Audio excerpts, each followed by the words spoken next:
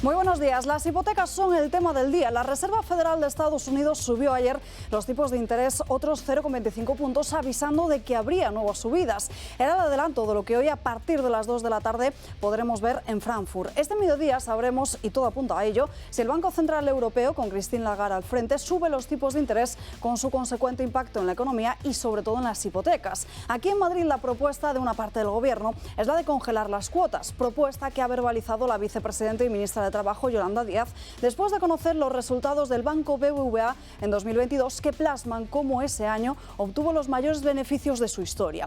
Datos que sirven a Díaz y también a Ione Belarra para cargar contra la banca, al pedir que se limiten los beneficios de estas entidades y, por tanto, congelar las hipotecas. La banca morada de Moncloa vuelve a poner en la diana a la banca justo horas después de que entrase el impuesto que grava con un 4,8% las comisiones e intereses de esas entidades. El PSOE estudiará la propuesta, mientras que expertos y economistas avisan de que podríamos convertirnos en la Argentina de Europa. Las familias se ahogan mientras que el Gobierno se pone las botas. Los 30.000 millones extra de recaudación por la inflación o los millones que vienen de Europa podrían dar respuesta a la situación de miles de españoles ante la envergadura de la emergencia.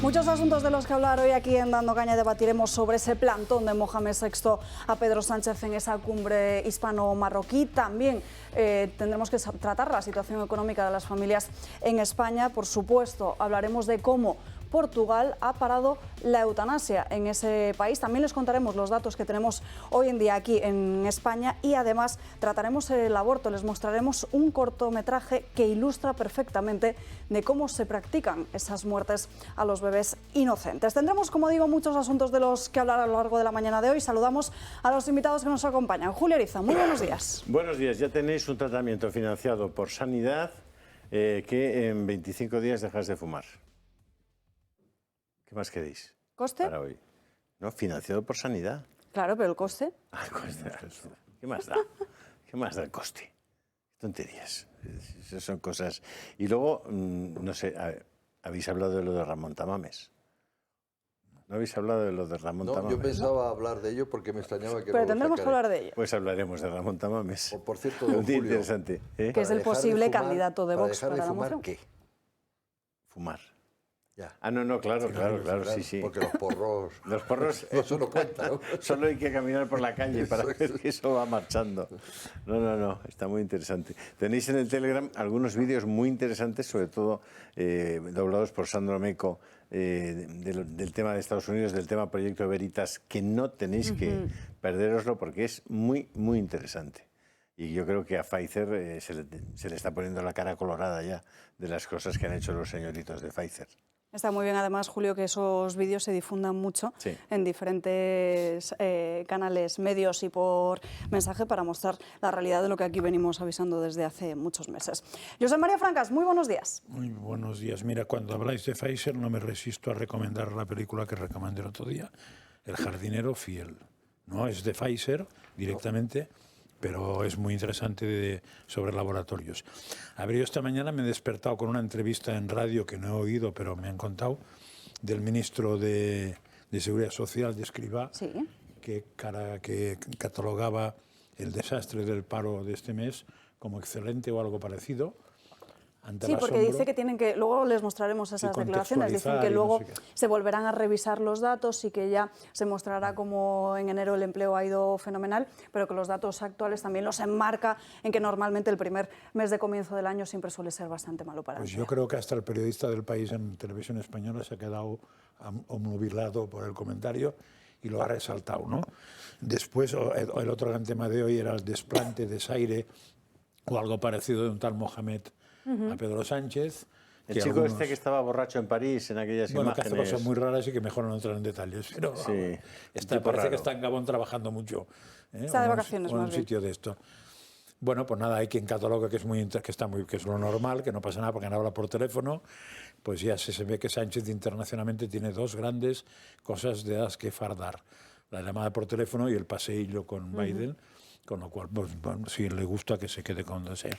Y después la otra gran estrella de la mañana es Villacís en todas las televisiones, porque además ha ido una tras de otra, negando, o lo que se llama negando la mayor, que es una manera de ir por la vida bastante buena. Sí, que además ha sido bastante clara. Dice que ella, por supuesto, que nunca ha dejado Ciudadanos, que va a ser la candidata de la formación naranja a la alcaldía de Madrid, y que cómo se podía dudar de ello, que nunca había dicho lo contrario. Pues nada, pues parece que, más falsica. Parece que hay declaraciones de lo contrario, pero Begoña.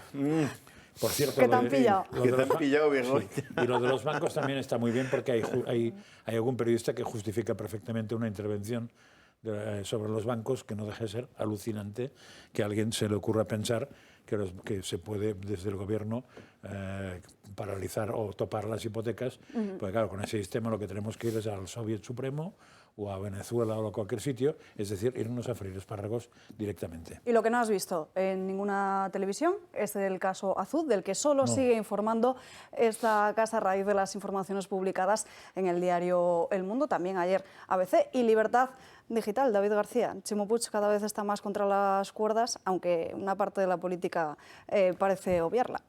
Buenos días, gracias de nuevo por acogerme en vuestra casa. Aquí sí que lo habéis recibido, no como el sátrapa, a nuestro sátrapa, que tenemos ahí, compartimos en común Marruecos y España, pues tenemos dos sátrapas ahora mismo gobernando. Pues sí, Chimo Puig continúa poco a poco estando cada vez más en la diana de la UCO. Recordemos que el Partido Socialista recortó los fondos a la UCO, ahora sabemos por qué, porque al Partido Socialista no le interesa que se siga sabiendo que llevan en el ADN la corrupción, y Chimo Puig no iba a ser menos. Y cada vez se están remontando mucho más en el tiempo, y al final van a hacer buenas esas palabras que decía Manolo Mata, que hasta hace poco era el escudero y el portavoz del Partido Socialista en las Cortes Valencianas, y que ahora es el abogado del principal investigador, el empresario Febrer, que dijo que Chimo Puig lleva muchísimos años en política. Chimo Puig lleva ya 40 años en política, y decía ya en el 2011 que no se había oxigenado nunca en la calle, pero también decía algo muy importante, y es que Chimo Puig había sacado rédito, no solamente político, sino que había ayudado a colocar a amigos y familiares a través de sus pactos en el Partido Socialista, en aquellas primarias, con el señor Alarte y con toda esta gente que está saliendo. Entonces, Chimo Puig ya tiene su propio Gürtel, Chimo Puig tiene su propio Bárcenas con el señor Cataluña, y desde aquí le decimos que Chimo Puig lo que tiene que hacer es mandar el mensajito rápido a su tesorero, que es el que está sacando y tirando de la madeja y poniendo su nombre, ese X.Puig. ¿Se acuerdan de aquel M. Rajoy? Pues aquí tenemos al X.Puig, solamente que le diga que sea fuerte. Eso es lo que le pedimos de vos a Chimo Puig, que sea fuerte, y que una vez por todas dé explicaciones de todo lo que está pasando y cómo pagó esas camisetas de sus primarias y a cuántos amigos y familiares ha ido enchufando por todos lados a raíz de esta trama. Enrique Calvet, muy buenos días. Buenos días a esta ilustre mesa que me honra, y no digamos a los telepacientes. Han puesto todos los contertulios muchos temas sobre la mesa, de los cuales supongo que se volverá a hablar, por ejemplo, de lo de Marruecos, porque tengo una posición a lo mejor un poco más matizada que la global, y todos espero poder comentar sobre ellos, salvo uno, mire usted, que no tiene ni menor interés para mí, que es lo de la señora Villacís. Es verdaderamente que se llama la petite politique. O sea, yo tuve el placer de compartir con ella en esta casa, pero hace mucho tiempo, un par o tres de cuando era abogada de Legalitas en ese momento. Y bueno, yo ya me hice rápidamente una visión de la persona y le deseo lo mejor. Pero vamos, no me parece que eso tenga mucho que influir en el porvenir de España. Pero entonces sí iba a decir lo que ha dicho don Julio, es decir, aprovechando que hay aquí un eminente representante de Vox. Eminente. Tanto como eminente. Hombre, no voy a decir un miserable Eminente. Eminente, eminentísimo. Claro, para nosotros eres un eminente. Lo de Tamames me parece un puntazo, un gran acierto táctico. Ojalá cuaje Y decir una cosa, yo que estoy ahora dedicando más energías que a Ulis a lo que llamo el espíritu del 21E, el 21 de enero, y en ese campo demostrar contra la artera táctica del sanchopodemismo separatista, de que en el 21E estábamos muchísimos de centroizquierda o socialdemócratas, que ahora mismo estamos huérfanos de a quién votar, etcétera. Creo que Ramón, que tiene un verbo facilísimo y toda su cabeza, pero que a la vez es un areopagita, es decir, un sabio ya, que, en fin, que nadie va a decir que a sus casi 90 años pretende tener una brillante carrera de gobierno. Me parece que es una acción porque representará muy bien en mi opinión, la idea del 21 mire, España y la democracia, lo de la Constitución se añade, bien, España, y después hablamos de otras cosas. Y rápidamente elecciones. Hablaremos de todo ello a lo largo de la mañana de hoy, pero antes vamos a dedicar los próximos minutos a defender la vida, porque saben que en esta casa lo hacemos con mucho esfuerzo y luchamos por aquello que creemos y por esos valores. Y en los últimos días hemos conocido un cortometraje que se titula El procedimiento, al que Eduardo Verástegui pone voz, que muestra precisamente a través de una animación de apenas unos 4 minutos cómo es la crueldad de un aborto.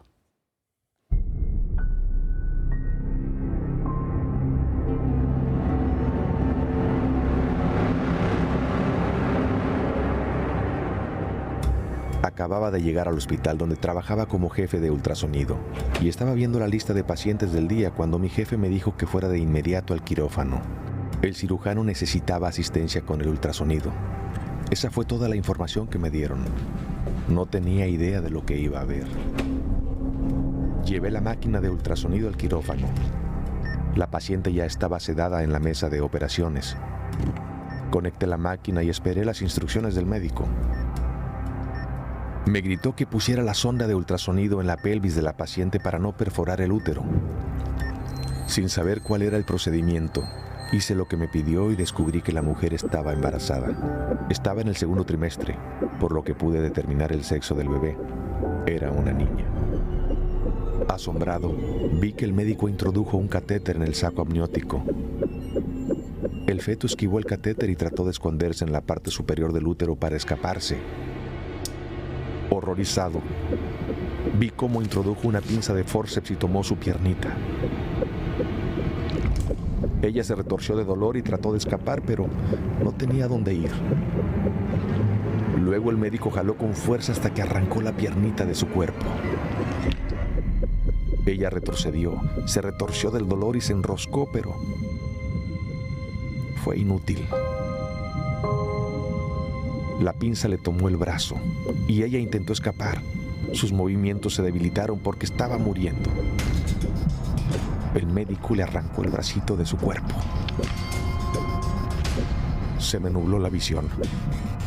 Comencé a llorar. La niña volvió a enroscarse, pero de nuevo la pinza le tomó la otra pierna y se la arrancó de su cuerpo. Ya su corazón latía mucho más lento, pero seguía viva. La pinza le tomó el último bracito y se lo arrancó. Ella se contorsionó y se retorció y luego su corazón finalmente dejó de latir. Anuncié que ya no había actividad cardíaca. La enfermera y el tecnólogo quirúrgico se quedaron sin aliento al darse cuenta por primera vez que esto le pasó a un feto que aún estaba con vida. Las demás partes del cuerpo, la cabeza y el torso fueron removidas por el doctor, al igual que la placenta, y con un último vistazo a través del ultrasonido, comprobó que todas las partes de la concepción habían sido eliminadas. Me dijeron que ya podía irme. Hasta ese momento yo había estado paralizado. En silencio, salí del quirófano con la máquina de ultrasonido. Fui directo al baño y vomité. Poco después, renuncié a mi trabajo en ese hospital. Le dije a mi jefe que nunca volvería a participar en ese tipo de procedimiento. Tenía pesadillas y no dejaba de recordar lo que había visto. Nunca más volveré a asistir en el asesinato de un bebé. Esto fue hace más de 20 años. pero aún lo recuerdo como si hubiera pasado hoy. Lo más triste es que este procedimiento se sigue haciendo hoy. La gente no tiene idea de que estamos asesinando bebés de esta manera. Creen que no es una persona, que es solo una masa de tejido. Lamento tanto lo que le pasó a esta niña, lo que yo le hice. Lo siento mucho, cariño. Perdóname.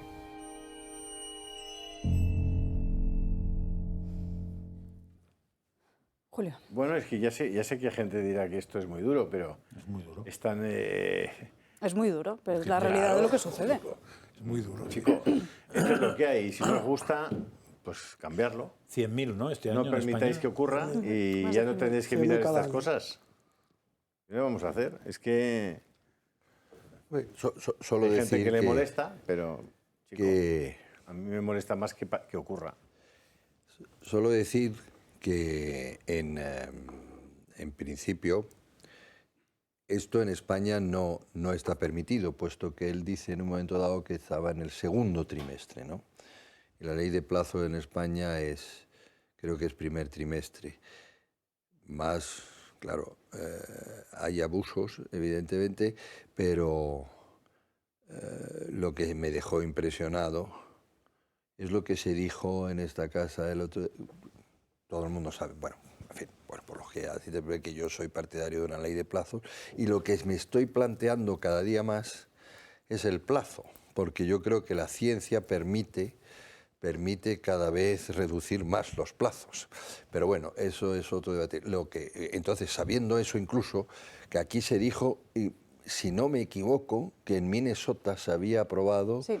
lo que se llama el aborto semiparto o lo que sea. Hasta el último día del embarazo.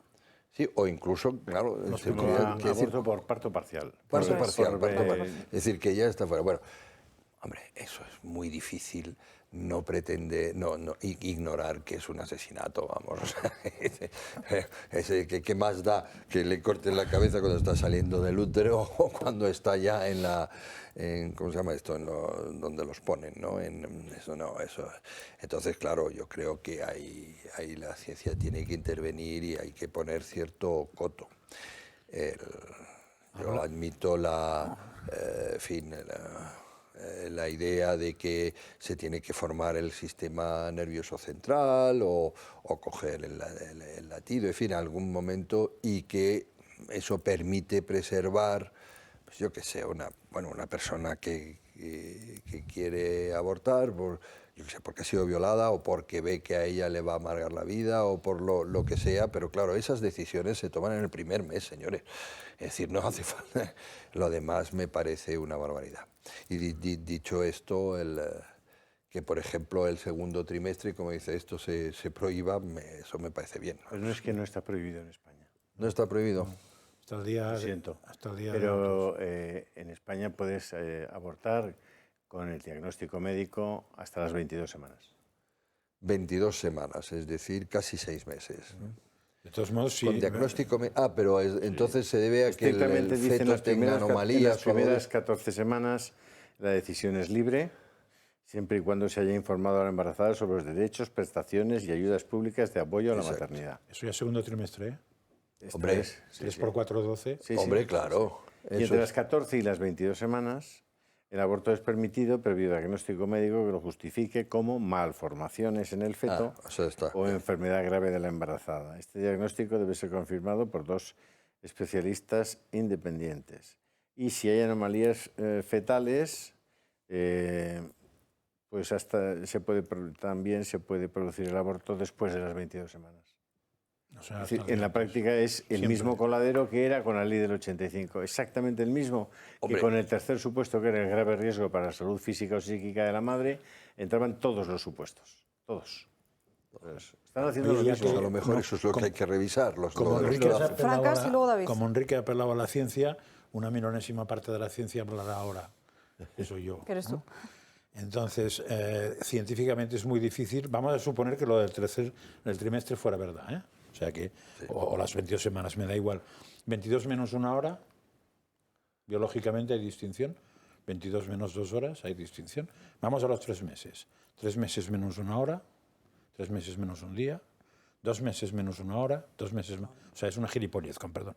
O sea, el que ha dicho eso científico es una gilipollez. Porque todo el mundo sabe científicamente que no hay saltos. No. Sí. Es imposible que haya saltos. Es una evolución. No es imposible. O sea, a no ser que creyéramos en los milagros. Si creemos en los milagros, puede haber saltos. Es decir, podría ser que un feto a las 26 horas 30 segundos tuviera una aportación divina que hiciera un salto cualitativo y en vez de ser un amasijo de células fuera, no sé, un ángel, lo que fuera. O sea, si hay una intervención extraña de tipo milagro, sí, pero si no, y curiosamente nadie que cree en los milagros suele aceptar el aborto y nadie que acepta el aborto suele creer en los milagros. Con lo cual, que me expliquen, porque yo sigo en mi blog. No entiendo nada. Para los que os haya interesado el documental de Verástegui, lo voy a colgar ahora en el canal de Telegram. Os recomiendo que os deis de alta nuevamente y podréis verlo y podéis difundirlo. Yo creo que la gente entienda cómo son las cosas y las sepa. Es decir, si el problema es que no quieren saberlo. Por eso se han puesto tan nerviosos con lo de Castilla y León. Dicen, no, es que le vamos a contar al embajador, le vamos a enseñar una ecografía 4D. No, pues no queremos que les enseñéis nada, porque lo que queremos es nuestro negocio, que es matar niños y dejar a las mujeres jodidas. O sea, ese es su negocio y no se lo vas a tocar. Entonces, como ese negocio está engarzado a todos los otros negocios LGTBQRS, pues muy fastidiado. Esa es una batalla muy fastidiada, pero es una batalla contra la naturaleza. Tenía un profesor en la universidad que decía, mira, Dios perdona siempre, el hombre algunas veces, la naturaleza no perdona nunca. David. Bueno, yo como siempre que traemos este tema tan importante, porque es un tema importante, yo creo que enseñar la realidad, porque no hay que ponerle arcoíris, ni ositos, ni nada, ni edulcorar la realidad en este sentido, porque hay que saber lo de verdad está pasando y vosotros sabéis perfectamente que nosotros defendemos la vida desde su concepción hasta su muerte natural. Y yo no puedo evitar emocionarme siempre que ponéis este tipo de documentales. Soy padre de 2 criaturas y lo que he hecho ha sido ir a buscar la foto más reciente de mis 2 hijos, de Gorka y Aitana, que por cierto a Gorka lo tengo ahí pochín, está en casa de la abuela haciendo albóndigas y está loco porque este fin de semana hagamos galletas. Y como padre de 2 criaturas, pues no puedo concebir muchas veces muchas cosas, porque el amor que te dan tus hijos es el amor verdadero y al final lo que dice Francás, los científicos, los tal, ya, pero es que muchas veces lo hemos visto a lo largo del tiempo, que esos científicos muchas veces, esa postura, esos expertos que se dicen que muchas veces ni siquiera existen cuando se les piden, detrás tiene una mano que le va metiendo dinero para que diga lo que quieren decir. Y eso lo hemos visto a lo largo de muchísimas campañas. O sea, había científicos que decían que fumar hasta era bueno y todo. Lo hemos visto en Estados Unidos, hemos visto en un montón de sitios y esto es así. Y lo estamos viendo también con el tema de las vacunas, hemos estado viendo cómo todo ha ido girando en torno al final a esta gente. Y al final yo creo que la defensa de la vida es eso, no tienes que tener miedo a lanzar la voz, no tienes miedo a que te digan lo que sea, a aguantar los golpes que te quieran dar, con tal de defender una vida. 100.000 vidas arrancadas al año en España, 100.000 vidas.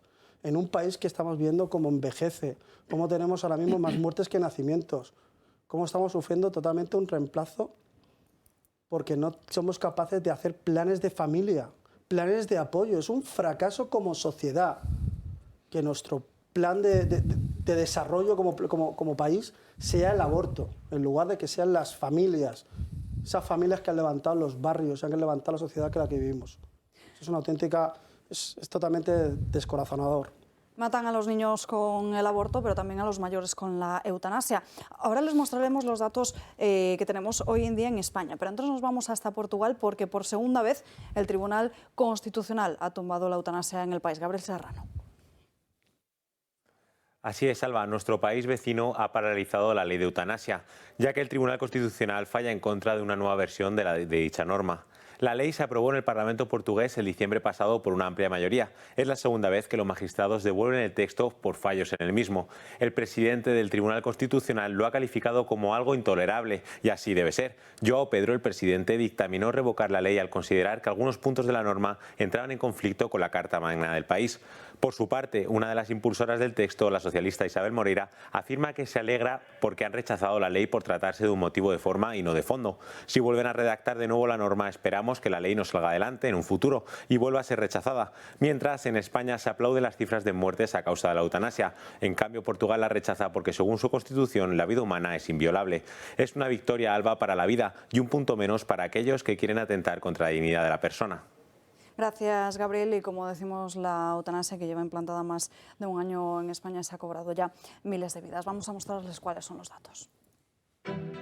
25 de junio de 2021 entra en vigor la Ley de Regulación de la Eutanasia sin haber consultado ni a un espectro amplio de la comunidad médica ni a los españoles. Apenas año y medio después, ¿cuántas personas se han quitado la vida por culpa de esta norma? ¿Qué se les inyecta? ¿Quién participa y cómo es el proceso de decisión de esta forma de asesinato permitido en nuestra nación? El proceso para solicitar la inmoralmente llamada prestación de ayuda para morir comienza en la página web de Sanidad de cada comunidad autónoma. Se detalla la información tanto para el ciudadano como para los profesionales y apenas con un par de clics el interesado solicita este asesinato asistido. Fuentes participantes en algunos tribunales de España confirman a El Toro Televisión que el intervalo desde que se pide la eutanasia hasta que se concede puede llegar a ser muy amplio, aunque en la ley los plazos se encuentran absolutamente tasados. Así, la primera solicitud se presenta por escrito y firmada ante un profesional sanitario que lo rubrica y entrega en su caso al médico responsable de dicho paciente. La solicitud la puede realizar el ciudadano, una persona mayor de edad en su nombre o incluso el propio sanitario. Si en 10 días naturales le es denegada, se abren 15 días naturales para presentar una segunda solicitud o reclamación ante la Comisión de Garantía y Evaluación de su comunidad o ciudad autónoma. A continuación, en un máximo de 2 días, su presidente designa a un profesional médico y a otro jurista que verifican el cumplimiento de los requisitos, y estos disponen de 7 días naturales para determinar si deben o no conceder la solicitud. Si estos dos miembros no se ponen de acuerdo, se eleva al pleno de la comisión, quien decide definitivamente en aproximadamente una semana. Si la resolución de la comisión resulta desfavorable, se puede recurrir ante la jurisdicción contencioso administrativa, lo que significaría que el asesinato asistido de compatriotas quedaría en manos de los jueces. Si bien en la práctica se confirma este medio que al menos en la Comunidad de Madrid no se ha conocido de ni un solo caso que llegase hasta los tribunales. ¿Cómo se practica? El paciente elige si se la administra el sanitario o él mismo. Si es el médico, le sedan o duermen primero para después administrarle propofol, con el que se pierde el conocimiento y se produce la parada cardiorrespiratoria. Si se autoadministra, primero se toma un medicamento para evitar el vómito y luego una solución oral de pentobarbital para inducir el estado de coma y producir el fallecimiento. ¿Cuántos españoles han recurrido a esta solicitud y a cuántos les ha sido concedida? El número de solicitantes hasta la fecha es incierto, dada la especial protección que de su privacidad les confiere esta ley. Lo que sí se conoce es a cuántos les fue practicada durante el primer medio año de vida de la ley, es decir, hasta el pasado junio de 2022. Fueron 180 españoles, siendo la comunidad autónoma con mayor número de muertes asistidas Cataluña, seguida del País Vasco o Madrid, y otras con muchos menos, como Andalucía, Comunidad Valenciana o Extremadura. Destaca especialmente la diferencia entre Cataluña y Madrid, algo que se entiende cuando vemos el número de médicos objetores en una y otra. 180 ciudadanos de cuya muerte la ministra de Sanidad se sintió orgullosa, apuntalando la generosidad de los fallecidos cuando se cumplía un año de vigencia de la ley.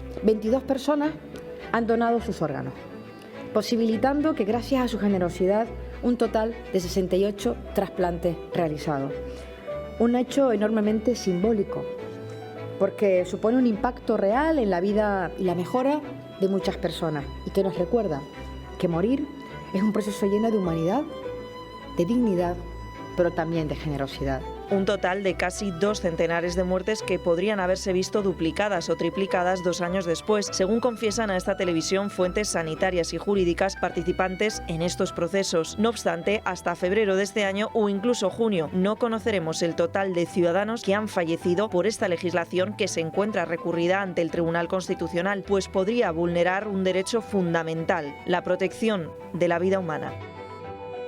Conocemos esas casi 200 muertes hasta el verano del año 2022 porque son los datos oficiales y dentro de ese balance no se incluyen algunas comunidades autónomas que no han ofrecido esas cifras, como pueden ser Asturias o La Rioja. No sé, a mí lo que me ha chocado es la sonrisa de la señora ministra. Hombre, yo no he visto imágenes o películas de Mengele en Auschwitz, pero con la cantidad de joyas que recuperaron de los judíos el pelo y el jabón que pudieron hacer también se podía haber alegrado. En fin, ella si se alegra de esto, creo que tiene un problema. Y ponerle al título a la persona ministra de Sanidad, en fin, tiene mala leche. Y lo que pasa es que los de Mengele no habían pedido morir. No lo sabremos nunca.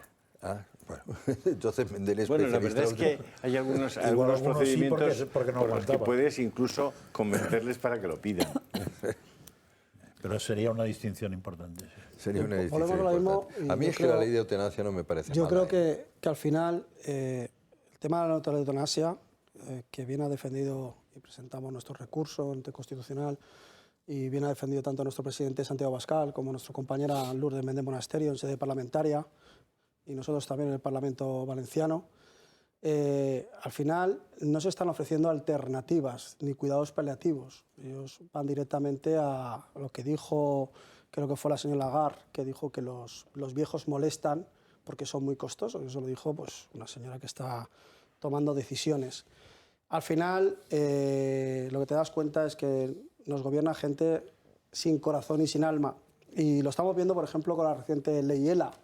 Estamos viendo como muchísimas personas que sufren ELA en nuestro país se tienen que pagar ellos mismos, el personal sanitario que tiene que estar cuidándolos cuando se hace la tracotomía, tiene que estar 24 horas atendidos, tienen que estar encima, además, no vale cualquiera, tiene que estar especializados en este tipo de cuidados, y esa es la defensa de la vida que hace este gobierno, ninguna, porque no pone los medios necesarios para que aquellas personas que quieren vivir, que quieren luchar y quieren estar en este mundo junto a su familia al máximo tiempo posible, quieren morir de muerte natural, sin que nadie se la cercene antes, no lo pueden hacer porque el gobierno de España no les pone medios o le hace falsas promesas, como hemos visto ahora mismo como pacientes de la ley ELA. Y vemos gente como denuncia y otra vez, y tiene que haber alguna persona, como pasa con el señor Unzué, que pueda poner un poco el acento y un poco la sociedad espabile, despierte, done dinero para que se investigue, pero realmente lo importante son los cuidados paliativos y poner todos los medios a nuestro alcance posibles para que esas personas tengan los cuidados y atenciones posibles, porque no todo el mundo tiene la suerte de a lo mejor tener algún familiar que pueda estar con ellos 24 horas. Mi padre está encamado, mi padre tiene a mi madre. Y mi madre está 24 horas y los hijos hacemos lo que podemos para estar con mis padres lo máximo posible y estar ahí y echar una mano. Y mi padre ha estado al punto de irse varias veces. Y yo soy feliz porque puedo decir que mi padre ha conseguido cumplir años, un año más. No entiendo, nunca entenderé las políticas de la muerte de Europa y de España. Nos tenemos que ir a una breve pausa de publicidad, no sin antes recordarles esa gira del Gato al Agua que comienza en este mes de febrero, que por cierto, David, la primera parada es en Valencia, el próximo 16 de febrero. El jueves siguiente, el 23 de febrero, el Gato se va hasta Oviedo y en marzo, el día 2, hasta Murcia. Les recuerdo que todos aquellos que así lo deseen pueden ir a disfrutar de su programa favorito en directo y conocer pues, a José Javier Esparza y todos los tertulianos. Para hacerlo, tienen que gestionar su asiento a través del Club de Amigos, única y exclusivamente, porque este día no se pueden presentar allí porque ya saben que las plazas son limitadas. Así que dense prisa y llamen cuanto antes. 91 616 24 64. Si desean hacerlo a través de la página web, que sepan que también pueden. clubdeamigos.eltorotv.com. Van a encontrar un apartado que se llama Agenda. En la agenda el calendario desplegado. Simplemente pinchan en el día al que quieren ir. 16 de febrero en Valencia, 23 de febrero en Oviedo o 2 de marzo en Murcia y se apuntan, así de fácil. 91 616 24 64. 2 minutos para la publicidad y enseguida estamos de vuelta. Estamos en el corazón de Madrid, en la Castellana, y hoy os vamos a mostrar cómo una casa de acogida está sembrando el pánico en el barrio. ¿Trafican los menores? ¿Para pillar? ¿Qué quieres pillar, mi vida? Pues, claro, ¿qué quieres? ¿Coger un gramito, mi vida? Lo que no se puede hacer es hoy te ha apuñalado a ti, mañana te como 4 tiros al otro. Prostitución, tráfico de drogas y menas. Estos son los menores saliendo a las 12 de la noche.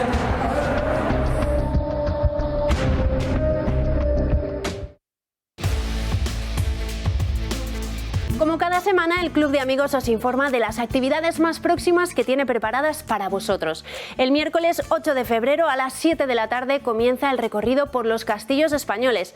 La primera parada son los castillos de Valladolid y de León, con Mar Cristóbal. Hablará sobre su construcción, su estructura, su historia y el por qué y para qué se construyeron.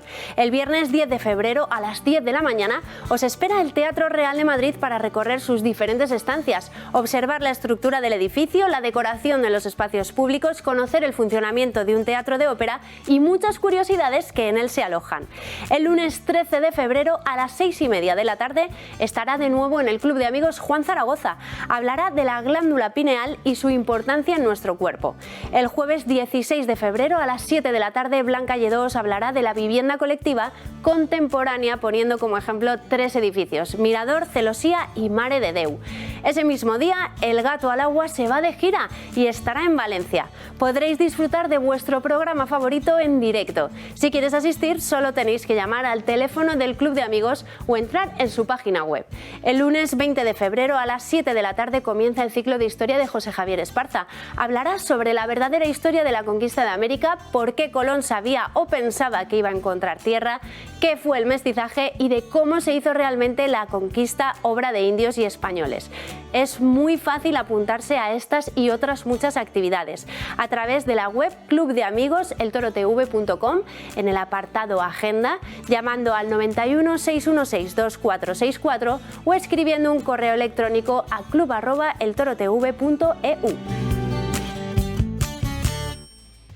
Ya estamos de vuelta en Dando Caña y tenemos que hablar de ese atentado en Algeciras que acabó con la vida del sacristán Diego Valencia, porque hace unos días conocíamos cómo Marruecos desvelaba en todos sus digitales que España no había pedido el trámite necesario para llevar a cabo la orden de expulsión de este yihadista, al que de momento el ministro de Interior, Fernando Grande Marlaska, se niega a denominar como tal. Ante el juez de la Audiencia Nacional, el mismo que decretó prisión preventiva y sin fianza para el yihadista, este hombre ha dicho que si sale a la calle lo volvería a hacer.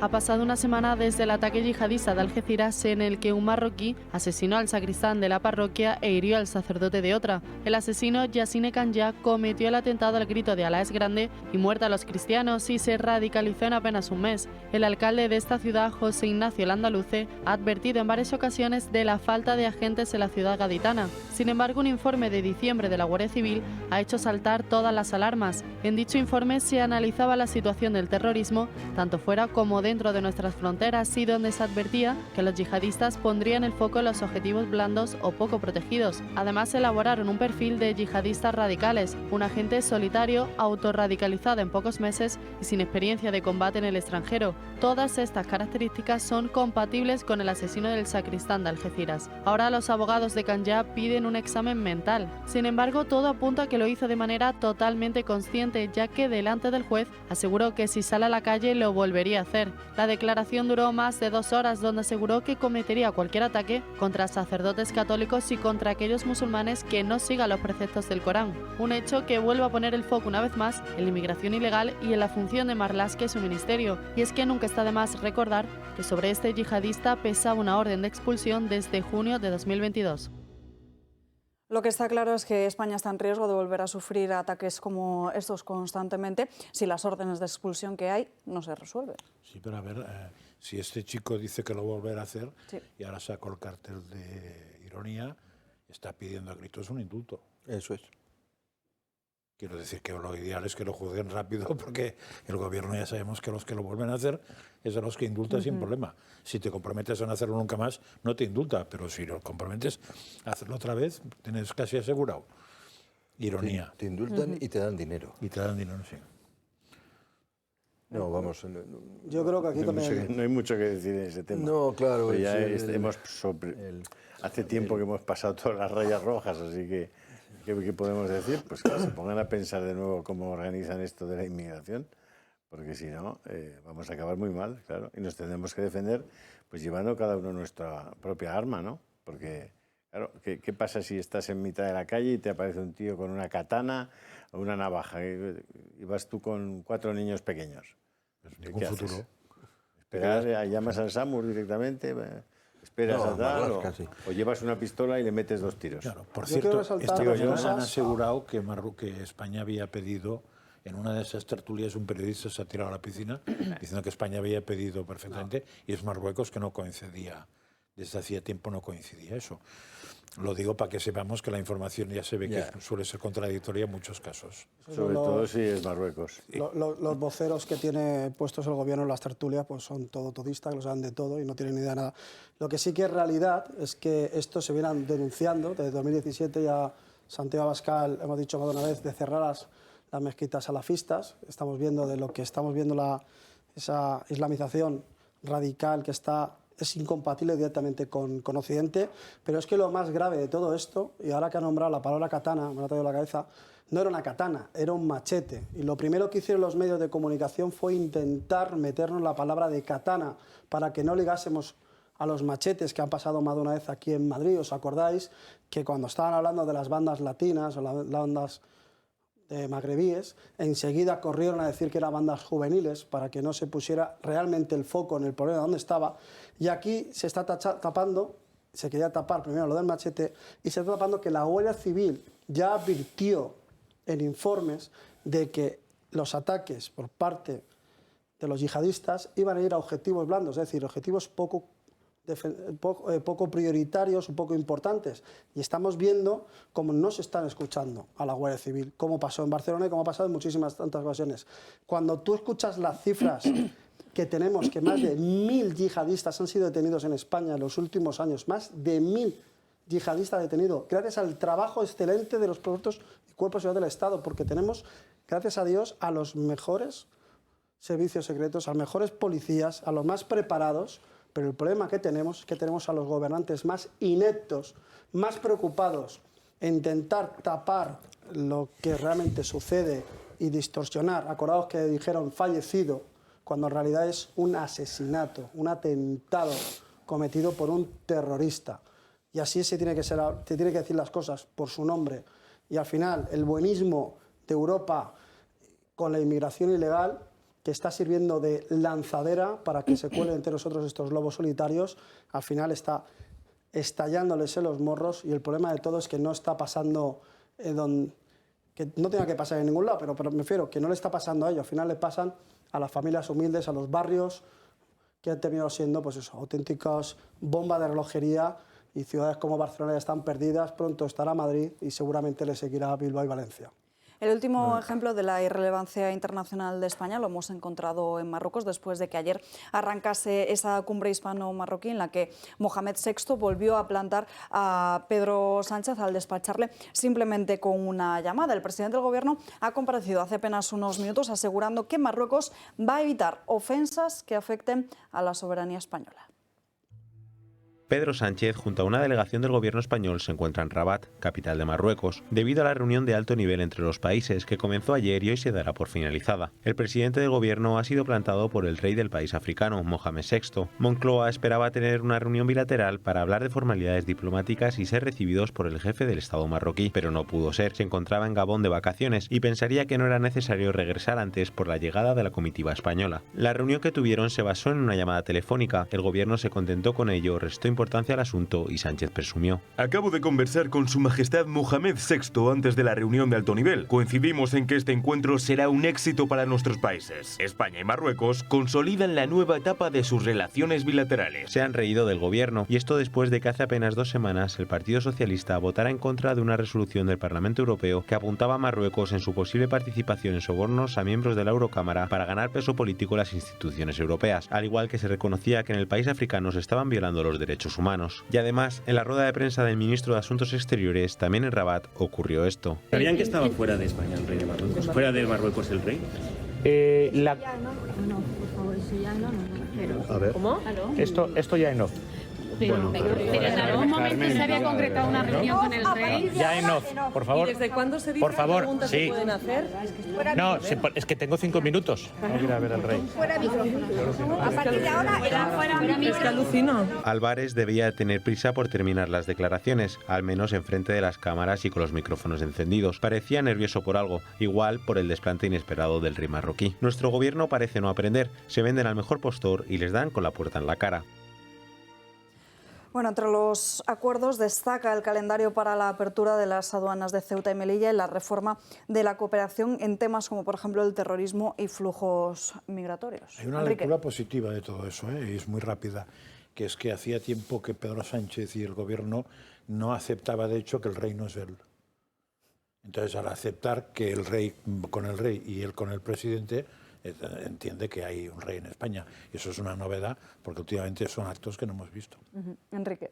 Sí, como ha juntado usted los dos temas, quería decir también sobre lo del el asesino de Algeciras, que para llevar a la práctica, me pareció muy interesante las declaraciones del señor Landaluce, que es en que reclamaba, que a mí me parece sensato, porque claro, el peligro está ahí, y el hecho de que hayan arrestado 1000 antes de que hubieran hecho una barbaridad demuestra que sí que funcionan bien nuestras fuerzas de seguridad. Lo que pasa es, no los servicios administrativos, que tenían que haberlo expulsado, ¿no? Pero vamos, pero lo que pasa es que claro, la protección infinita, o sea, no existe.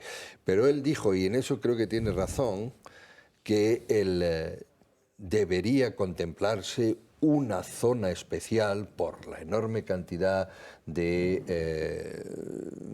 musulmanes que tiene esa zona, la facilidad de acceso de ilegales, etcétera. Esa zona de todo el campo de Gibraltar, Algeciras, todo eso, una zona especial, dotada desde luego de mucho más efectivos, mejor pagados sin duda, por ser una zona de especial relevancia y cosas de esta. Eso sí me pareció inteligente y lo quería recalcar para ayudar a resolver el problema. Lo de la política migratoria, eso pues, es más complicado y es menos efectivo que vigilar a los que van entrando, ¿no? Bien, eso segundo. Y lo segundo sobre el rey de Marruecos, estoy muy en la línea de don José María, o Josep María, que es como le gusta que le llamen. Es decir, protocolariamente ahí no hay nada raro, es decir, un jefe de Estado recibe a un jefe de Estado. Todos recuerdan los encuentros del rey emérito con el rey de Marruecos. El primer ministro con el primer ministro de Marruecos va que chuta, ¿eh? O sea que casi se podría considerar un logro que el jefe de Estado se haya molestado en llamarle, siendo solo primer ministro. O sea, que le ha puesto en su sitio y con eso, sin duda alguna, revaloriza el papel del rey. Yo en eso estoy de acuerdo. Por lo cual, bueno, en fin, me parece más anecdótico que le hayan hecho ese feo o no. Después está el contenido de la reunión, un contenido que intenta arreglar el desastre, intenta arreglar dos cosas: el desastre absoluto que ha sido la política con nuestros vecinos, que son unos vecinos claves y lo serán toda la vida, que son Marruecos, Argelia, el Polisario, si quiere usted. Entonces, ha sido una catástrofe de despropósitos que empiezan por insultar a Marruecos, no yendo a visitarle en primer lugar, cosa que habían hecho todos los primeros ministros de España de la democracia. Por ejemplo, hace ese feo, ¿sabe por qué? Después ya lo de Laia con el Gali, bueno, eso es de traca, evidentemente. Entonces intenta... ¿Suma Argelia? Y después cambia totalmente... y después cambia totalmente y se entrega, claro, mire usted, y a cambio de qué, de enemistarse ya estaba enemistado con Argelia y con el Polisario, a todo el mundo a la vez. Eso lo explicó muy bien el otro día aquí mismo Margallo, y no tengo por qué insistir. Y entonces... y ahora establecer unas nuevas relaciones. Hombre, mire usted, establecer unas nuevas relaciones, no, las relaciones existen permanentemente y acrisolar alguna de las cosas. Algunas son buenas para las dos naciones, no hay que decir, son tantos. Y por ejemplo, lo de las aduanas sí es bueno, porque cuando yo estuve en Ceuta como parlamentario fue una reclamación porque en Melilla existía, que me hacían los empresarios de allí y tal. Pero eso es solo la aplicación del tratado preferencial UE-Marruecos, ¿eh? O sea, que es que está ahí, o sea, es solo están obligados se hacen los remolones, como con esta. Entonces, hay cosas buenas, pero no se puede considerar que se ha restablecido con Marruecos la relación sana que teníamos antes. Sí, pero el Eso saldo no. de todas las cesiones a Marruecos son más de 800 millones de euros. Bueno, eso también está Y no parece dentro. que Rabat vaya a poner un límite a la entrada masiva de ilegales en nuestro país. Eso sí creo, durante un tiempo. Durante un tiempo. Sí, veremos cuánto le dura.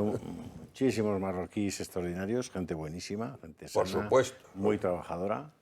No así la familia real marroquí, que me parece una familia dictatorial, corrupta, a la que, por supuesto, sus aliados norteamericanos no le van a exigir nunca transparencia respecto a sus negocios, controlando probablemente más del 20% del PIB marroquí a través de distintas y numerosísimas empresas y sociedades.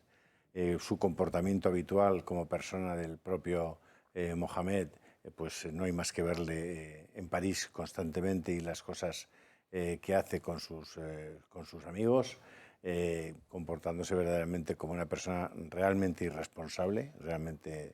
Pero bueno, como a los americanos ya les va bien que esté ahí tapando la posibilidad de que Marruecos algún día pueda ser una democracia y evitando a toda costa que el pueblo marroquí crezca desde un punto de vista de educación y de cultura para convertirse en una potencia en serio, pues eso es lo que hay en Marruecos. Por lo demás, ¿qué van a hacer allí? Pues lo que les convenga por dinero, nada más. Francia es su aliado prioritario, pero ellos son directamente los que ponen en marcha las políticas que le exige Estados Unidos y específicamente en la relación con Israel, como es conocido.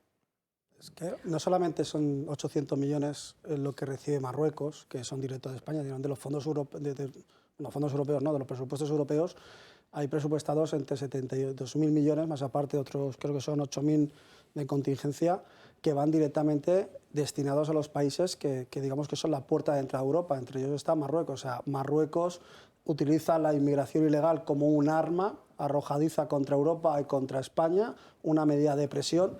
Y lo que yo creo que demuestra además toda esta cumbre es la debilidad de la que ha quedado España, que ya estaba gracias a las inexistentes políticas en materia de política exterior que tiene el gobierno de Sánchez, y hemos visto cómo ha ido enfadando a todos. O sea, ya, al final, enemigos irreconciliables como son Argelia y Marruecos tienen un enemigo común ahora mismo, que es Pedro Sánchez, de las políticas, porque han enfadado a los dos, o sea, a la vez. Sí, o sea, y la situación que tenemos ahora mismo es que va en detrimento de todos los españoles, porque lo estamos viendo ahora mismo, por ejemplo, en la cerámica en Castellón, como sus competidores, que son los italianos, para conseguir el gas mucho más barato ahora con Argelia, y nosotros en la Comunidad Valenciana tenemos que ver cómo no podemos llegar, tienen que apagar los hornos, tienen que echar a gente a la calle, porque no podemos competir en igualdad con los italianos a la hora de fabricar y de exportar. Tenemos que dejar este asunto aquí. Les recomiendo que para seguir informado de esta y otras muchas cuestiones, sigan el canal de Julio Ariza en Telegram, que además esta mañana es lo bueno que tiene el canal de Julio, que comparte muchas veces vídeos que no tienen nada que ver con la actualidad, pero que te sacan una sonrisa, como esa foto de Ada Colau diciendo: es que a mí el policía infiltrado no me hizo caso. Es que no hemos hablado del policía infiltrado. Lo contamos ayer aquí. Ayer Sí, lo hablasteis, sí, pero sí. tiene mucha guasa eso. ¿Tú te has enterado, Fracas? Sí. ¿Te has enterado? Sí, porque ¿El policía infiltrado? Sí. Sí, claro. Que ahora 5 chicas le han denunciado por abusos. En realidad fueron 8. Pero solo 5 han denunciado. Pero por ser policía. Por ser policía infiltrado. Sí. Decía ayer Mariano Calleja que a la gente había que condecorarle. Sí, no En todos, fin. no todos los héroes llevan capa. Viendo las fotos de... En fin, sí que habría que condecorarlo. En fin, en tu canal de Telegram me estabas contando muchos otros asuntos, así que aprovechen nuestros espectadores esta pausa de publicidad para darse de alta. No, pero es que Julio al Ariza el final Toro. te das cuenta con esas anécdotas, perdona, ¿eh? Sí, Julio Ariza el Toro, Telegram, pero que es que los más heteropatriarcales son ellas. Son las más heteropatriarcales. Pero vamos, de libro. Heteropatriarcales de libro. Ven un policía así fornido y tal, y olvídate del feminismo, macho.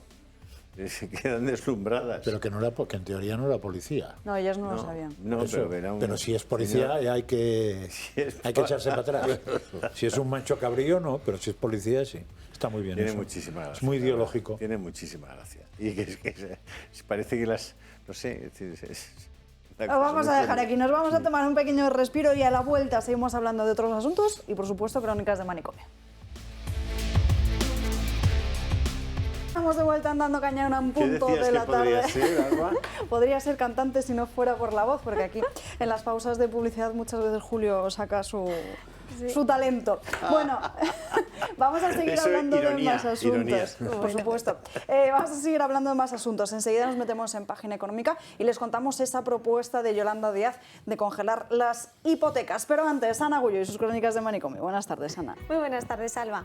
El Gobierno de Canarias ha reconocido haber invertido unos 105.000 euros del Pacto de Estado contra la Violencia de Género en un festival de perreo feminista celebrado el pasado mes de octubre en Tenerife.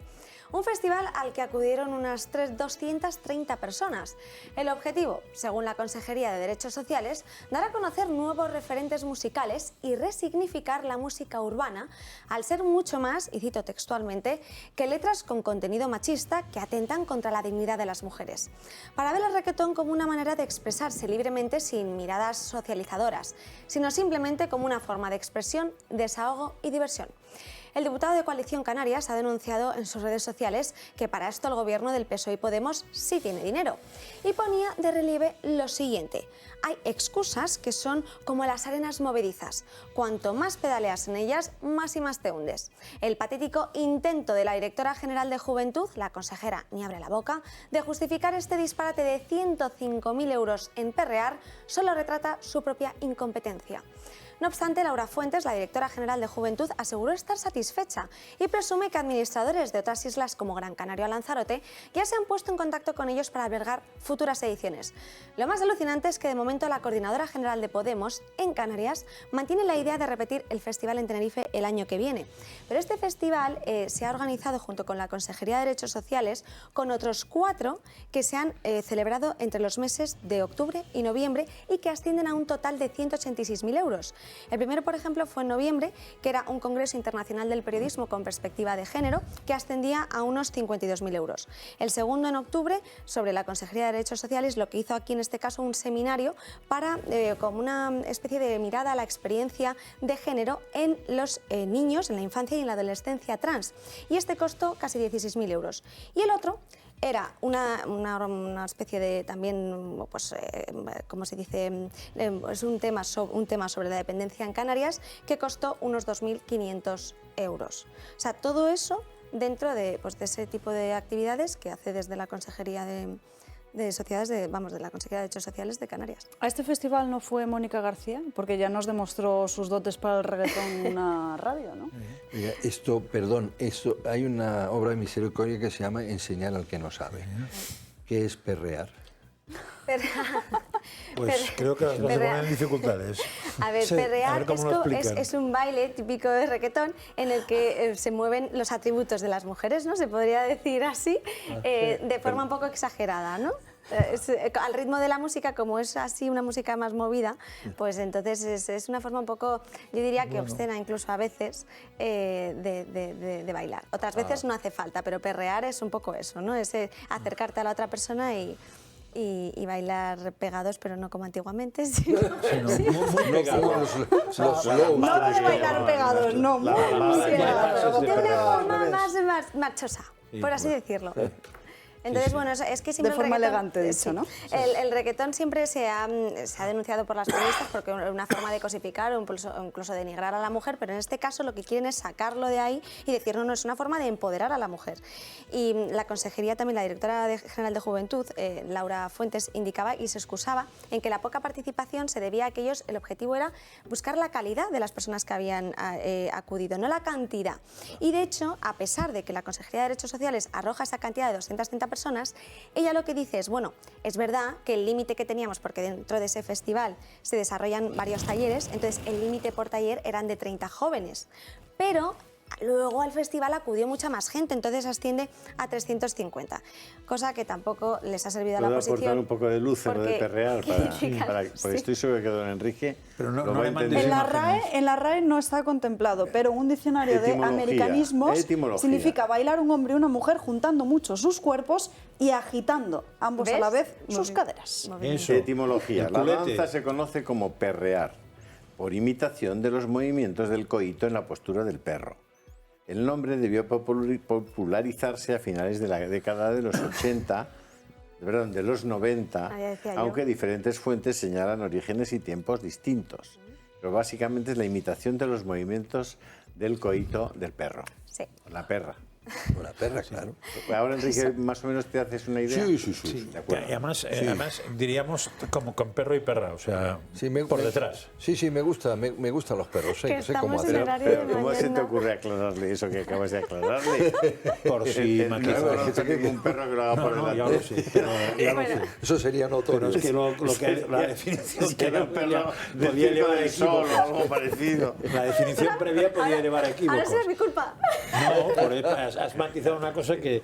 Es que no quería ser tan explícita como ha sido Julio. Yo tengo que decir que el comentario que se me ha ocurrido no lo voy a decir porque no creo que merezca la pena ponerme en esa situación, pero lo que sí diré es, estamos hablando de gastar dinero de violencia de género, ¿no? Sí. Y estamos hablando de que violencia de género no ha menguado en España. Lo dejo ahí. No, pero ¿es de violencia de género es sobre, o es de cultura? Porque es el pacto de Estado contra la violencia de género, es dentro de ese presupuesto. Está en ese partida presupuestaria. Por eso lo saco a relucir aquí, porque sobre todo la posición lo que ha dicho es, vamos a ver, esto me parece un auténtico despilfarro y además, sobre todo porque no hay otras formas mejores de fomentar de verdad la igualdad que haciendo un festival de reggaetón. Lo que no habrá algunas peores. Eso sería difícil. Bueno, no sé, aquí hemos hablado de talleres muy explícitos y de todo. Yo no daría más ideas. Y por eso vamos a dejarlo aquí, que el horario tampoco no acabo acompaña de entender mucho. bien cómo pueden hablar al mismo tiempo de perrear y de igualdad. Me cuesta trabajo. Porque dice que empodera a las mujeres. Es Claro. que ahora hay una perfil. Sí, sobre todo con esas letras tan maravillosas de algunas canciones de reggaetón. Es que de ahí hay otro conflicto dentro del quién manda? feminismo. Hay parte del feminismo que reivindica ese empoderamiento de la mujer. Pero ¿quién manda?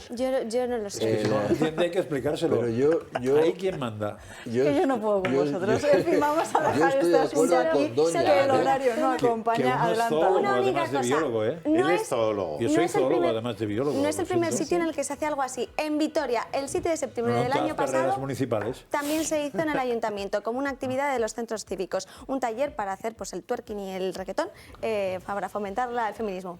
Y no sacamos las lo imágenes que por un sí- poco de respeto, ni tampoco aceptamos esa propuesta que he escuchado por aquí de que saliera alguien a demostrar lo que era. Ana, más crónicas No. para hoy. Esto es un canal serio, no como la SER. Iván Provorov, el jugador ruso de hockey sobre hielo de los Philadelphia Flyers, se negó a usar una camiseta del orgullo gay en un entrenamiento en el que los jugadores quisieron conmemorar al colectivo. Provorov decidió no entrenar con una camiseta del orgullo ni tampoco a usar un palo de hockey con la bandera del arco iris. Alegó que es ortodoxo ruso y no responde a ninguna otra pregunta sobre su negativa a participar en estos calentamientos previos al partido contra los Ducks. Tan solo indicó que respeta a todos y a las elecciones de todos y añadió que su elección es permanecer fiel a sí mismo y a su religión. Provorov fue duramente criticado y tras el revuelo generado, los Flyers tuvieron que emitir un comunicado después del juego diciendo que apoyaban a la comunidad LGTBI de esta forma. La organización Philadelphia Flyers está comprometida con la industria y se enorgullece de apoyar a la comunidad LGTBI. Muchos de nuestros jugadores apoyan activamente a las organizaciones LGTBI locales y nos enorgullece organizar nuestra Noche del Orgullo anual nuevamente este año. Los Flyers continuarán siendo firmes defensores de la inclusión y la comunidad LGTBI. Bueno, la situación ha generado bastantes molestias. El entrenador del propio equipo ha salido en defensa de este jugador diciendo que es lo que más le gusta de él, que sea fiel a sí mismo y que cada uno puede ejercer su derecho a la libertad religiosa como le plazca. Lo que ha ocurrido es que... ¿No lo van a echar? No le van a echar ni tampoco tiene cortarle ninguna las sanción. orejas, No. ni el rabo. Es que es muy bueno. No, ni sanciones ni tampoco le van a echar. Le han apoyado los de su equipo. Luego hicieron ese comunicado diciendo pues que está muy respetamos a todo el mundo, pero él es su decisión. A mí me ha parecido muy acertado que al principio has hablado de calentamientos previos. No, pero de las dos noticias de Ana, quisiera destacar hoy. Lo segundo, la buena noticia es que es una victoria de la libertad contra el totalitarismo. El hecho de no haber tomado represalias contra él y de haber respetado su posición individual, que es respetuosa con todo el mundo. Dice, hombre, yo no participo, yo qué sé, es como si fuera una cosa de canibalismo. Y dice, bueno, pues usted es caníbal, yo no voy a comer carne humana. O sea, entonces eso... Pero me parece muy... Quería comentar de la anterior, que es de otro género, que le agradezco a Ana que lo diga y ojalá muchas, que no lo harán, claro, mucho medio de comunicación, sobre todo en Canarias, lo hagan saber y lo hagan saber. porque eso se corrige votando bien. Es decir, que la gente sepa dónde va su dinero, ¿no? O sea, es importante. Es una gracia, pero claro, muchas gracias hacen mucho dinero y sobre todo mucho desenfoque de lo que es un servicio público, ¿no? Sí. Y por eso felicito a Ana por la elección del primer tiempo. Parece una anécdota y tal, pero mire usted, si es que usted solo ha votado después de todo, entonces tenga cuidado, ¿no? Y lo segundo, me alegra que el totalitarismo no haya vencido. Hombre, ha vencido un poquito, se ha tenido que pronunciar el equipo, pero bueno, por lo menos la libertad individual del jugador ha sido respetada, ¿no? A mí lo que también me parece alucinante es que muchas veces a este tipo de jugadores, porque no es la primera vez que ocurre, por ejemplo también en julio del año 2022, para no irnos tan lejos, 7 australianos también de rugby se negaron a jugar por lo mismo. Sí.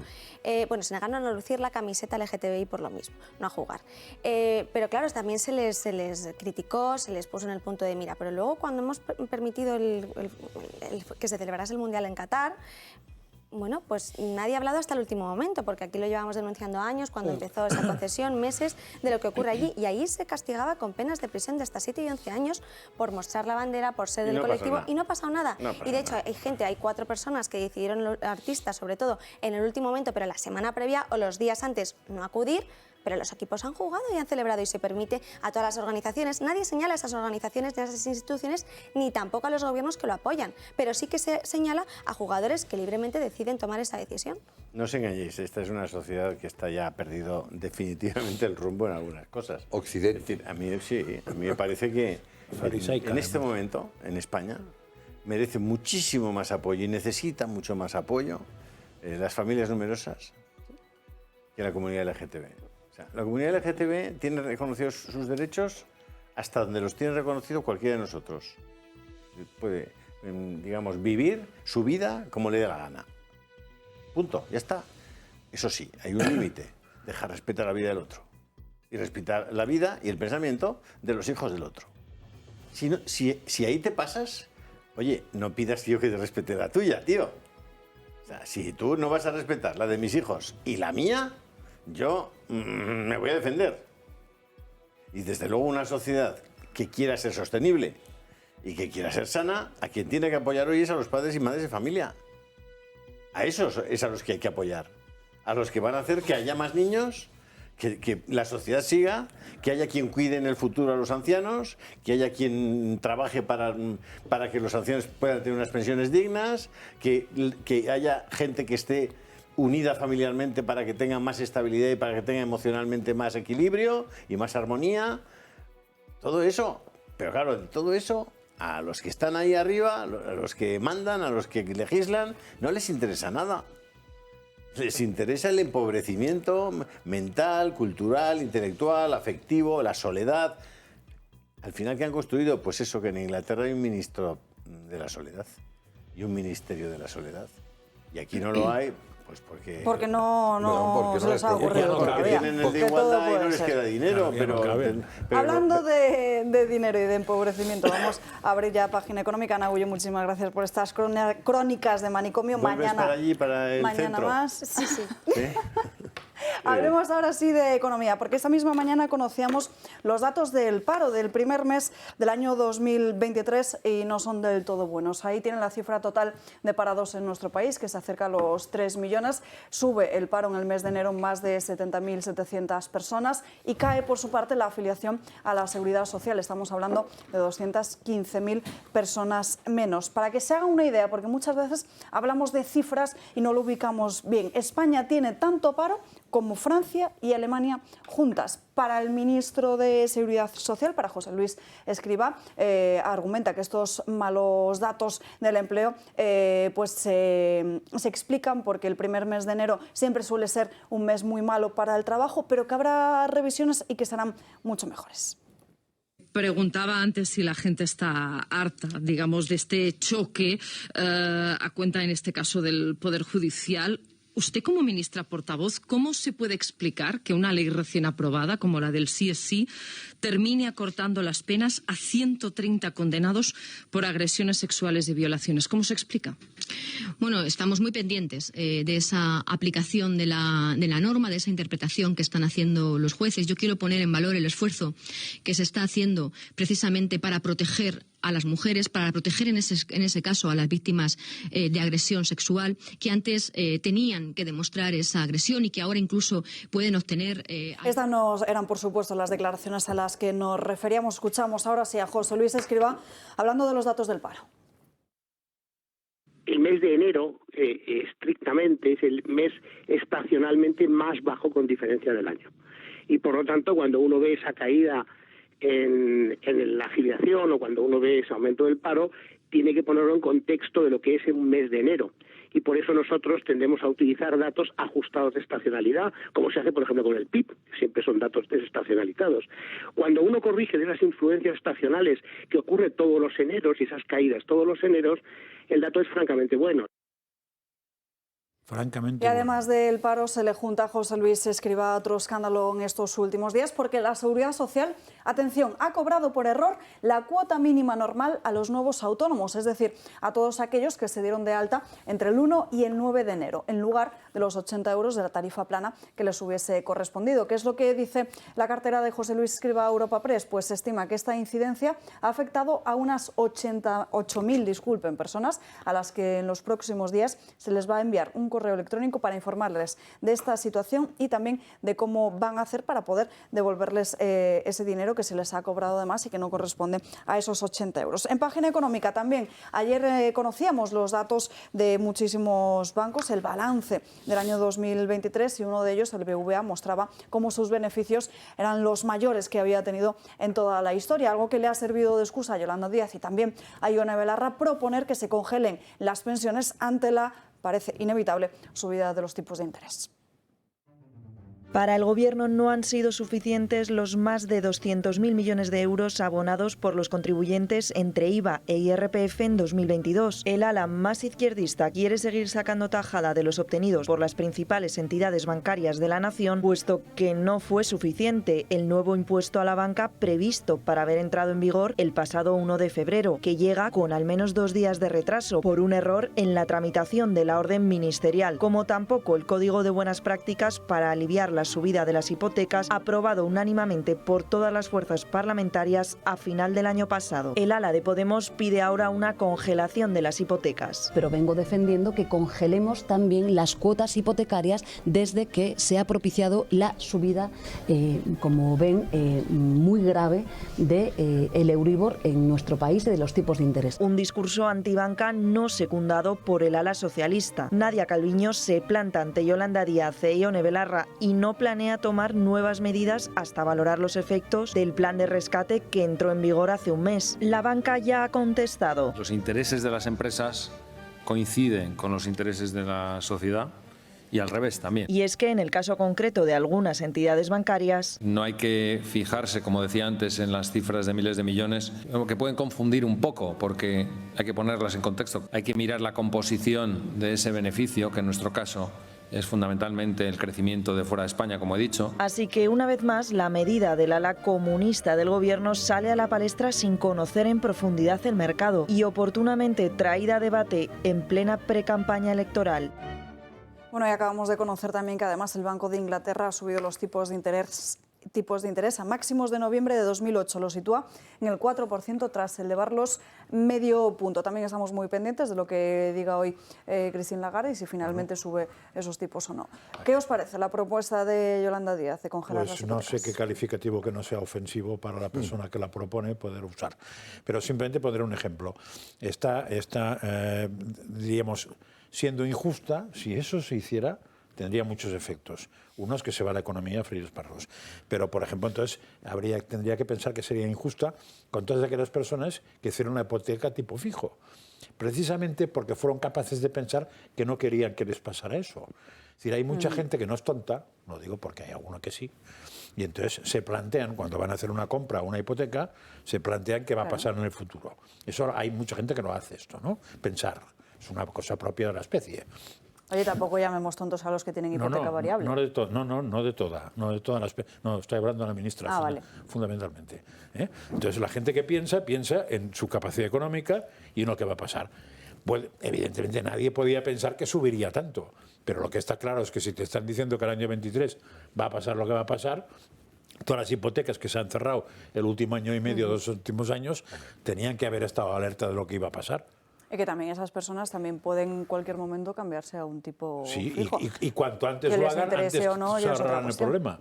Pero si pasara eso, o sea, si esta señora tuviera razón y se paralizara los incrementos desde que empezó a subir el precio del dinero, todos los que pensaron habrían hecho el tonto. Enrique. Hombre, es una propuesta de asamblea de Preu. No sabe en qué mundo vive, no sabe que existe la Unión Europea, las normas europeas, no sabe lo frágil que sigue estando, desgraciadamente, el sistema bancario español, que hubo que rescatar ya con mucho dinero, precisamente para que llegara a este nivel, es decir, que por lo menos pudiera recapitalizarse y tal. Entonces, ¿qué es eso de congelar las cuotas?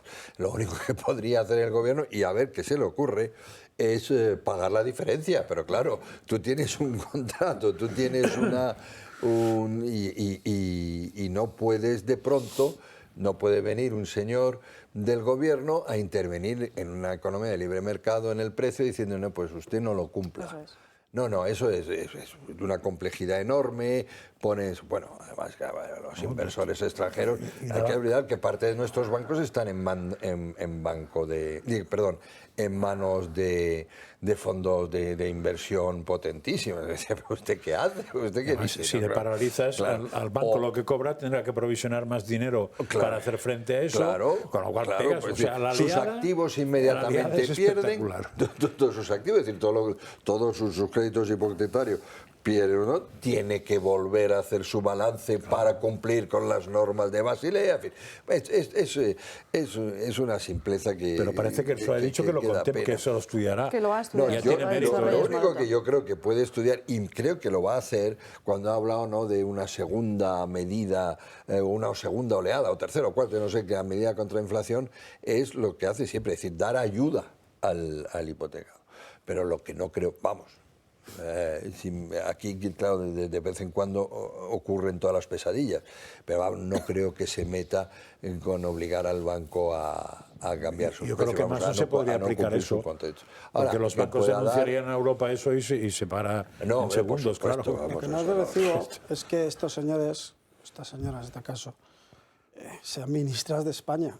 O sea, es que es lo que no es de recibo. Vicepresidenta, falla por la base. Vicepresidenta. Perdone usted, Bueno, vicepresidenta. Bueno, Y la otra ministra. Y la otra, bueno, pones el cargo que tú quieras. O sea, que estas dos señoras tengan simplemente la capacidad de coger y dirimir el futuro de España con sus invenciones. O sea, porque esta me parece a mí son ocurrencias porque al final nos van a llevar a hacer un corralito tipo Argentina. Es que nos están llevando a la debacle más absoluta. Solo pueden tener esas ocurrencias, David, porque hay uno que es el presidente que se lo permite, se lo apoya y está empeñado en que esta Yolandita sea un poco la que aglutine a esa izquierda que él necesita para sumar, porque él sabe que no va a tener más de 110 o 115 escaños y si no se garantizan a los etarras, a los de Esquerra y a estos de Podemos, con un resultado que cada vez les va dando las encuestas, un resultado peor, pues Sánchez no repite.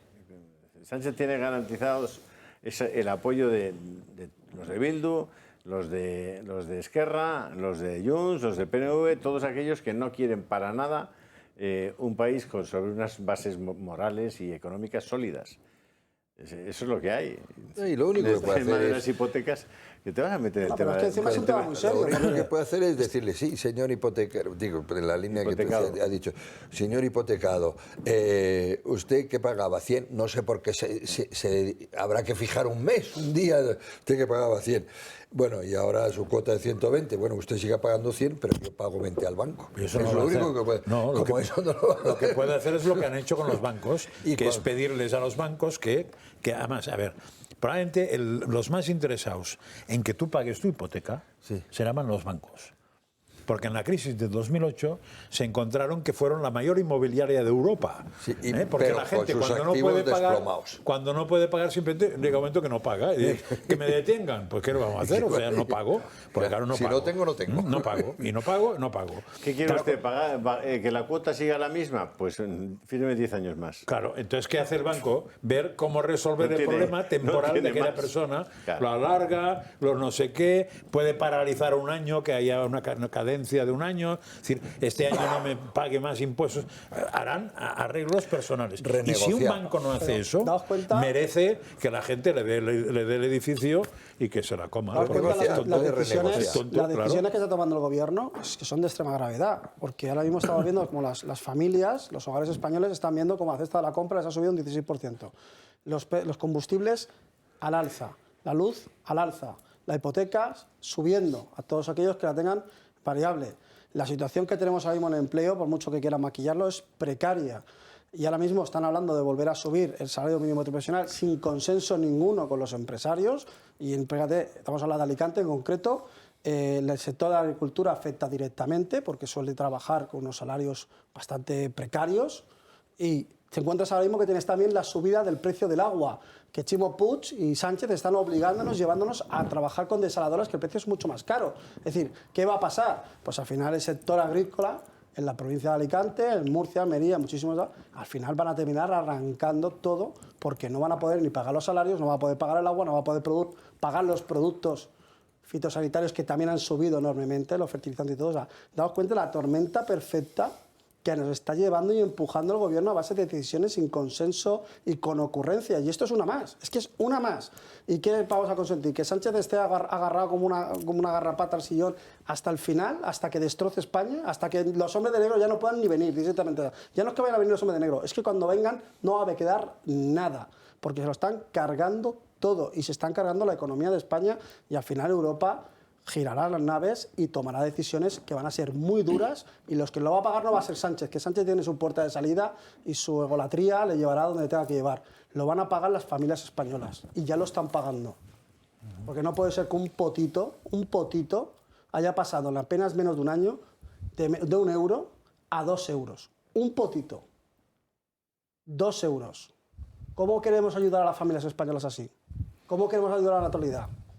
Es que es increíble que el gobierno esté con estas ideas de bombero. Porque están vendiendo que la coyuntura, y están tomando decisiones coyunturales que alivien y tal. Están vendiendo que la coyuntura lo están haciendo bien y tal, y en eso podríamos estar de acuerdo. El dato absolutamente clave es que somos el único país que no ha recuperado el nivel de PIB y de productividad que tenía antes de la crisis. Y no lo recuperará hasta el 2024. Y eso es una tragedia, es decir, eso sí es una catástrofe absoluta, porque demuestra que toda y que además estructura... el dato de PIB que sabemos del 5,5% que nos lo publicaba el otro día el INE, tampoco se ajusta a la realidad porque está calculado sin todos los datos a cierre del año 2022.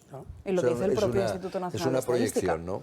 En fin, hablando de entidades financieras y economías, atención a lo que ha conseguido Durán y Durán, porque se concede una de las mayores exoneraciones de deudas a persona física por importe de 2,8 millones de euros. La causa ha recaído en el Juzgado de lo Mercantil número 1 de Madrid y declara por medio de un auto extinguidas con carácter definitivo todas las deudas de una mujer frente a varias entidades financieras. Este caso es una mujer que ha conseguido esa exoneración de la totalidad de las deudas que mantenía con diferentes entidades financieras, esencialmente con Banco Santander y CaixaBank. Lo que explica Miguel Durán, que es el socio director de Durán y Durán Abogados, es que esta persona no podía afrontar de ningún modo la losa económica que suponía tener que enfrentarse a una deuda de casi 3 millones de euros. Este auto fue dictado el pasado 15 de noviembre y se ha conocido esta misma semana. Más asuntos. El otro día hablábamos de ese anuncio por parte del Gobierno de la subida del salario mínimo interprofesional con carácter retroactivo que ya se va a empezar a notar en la nómina de los trabajadores en el mes de febrero, y salían aquí a la mesa diferentes cuestiones. Una de ellas, la deflactación del IRPF, cómo podría mejorar incluso más la situación económica de muchos ciudadanos españoles.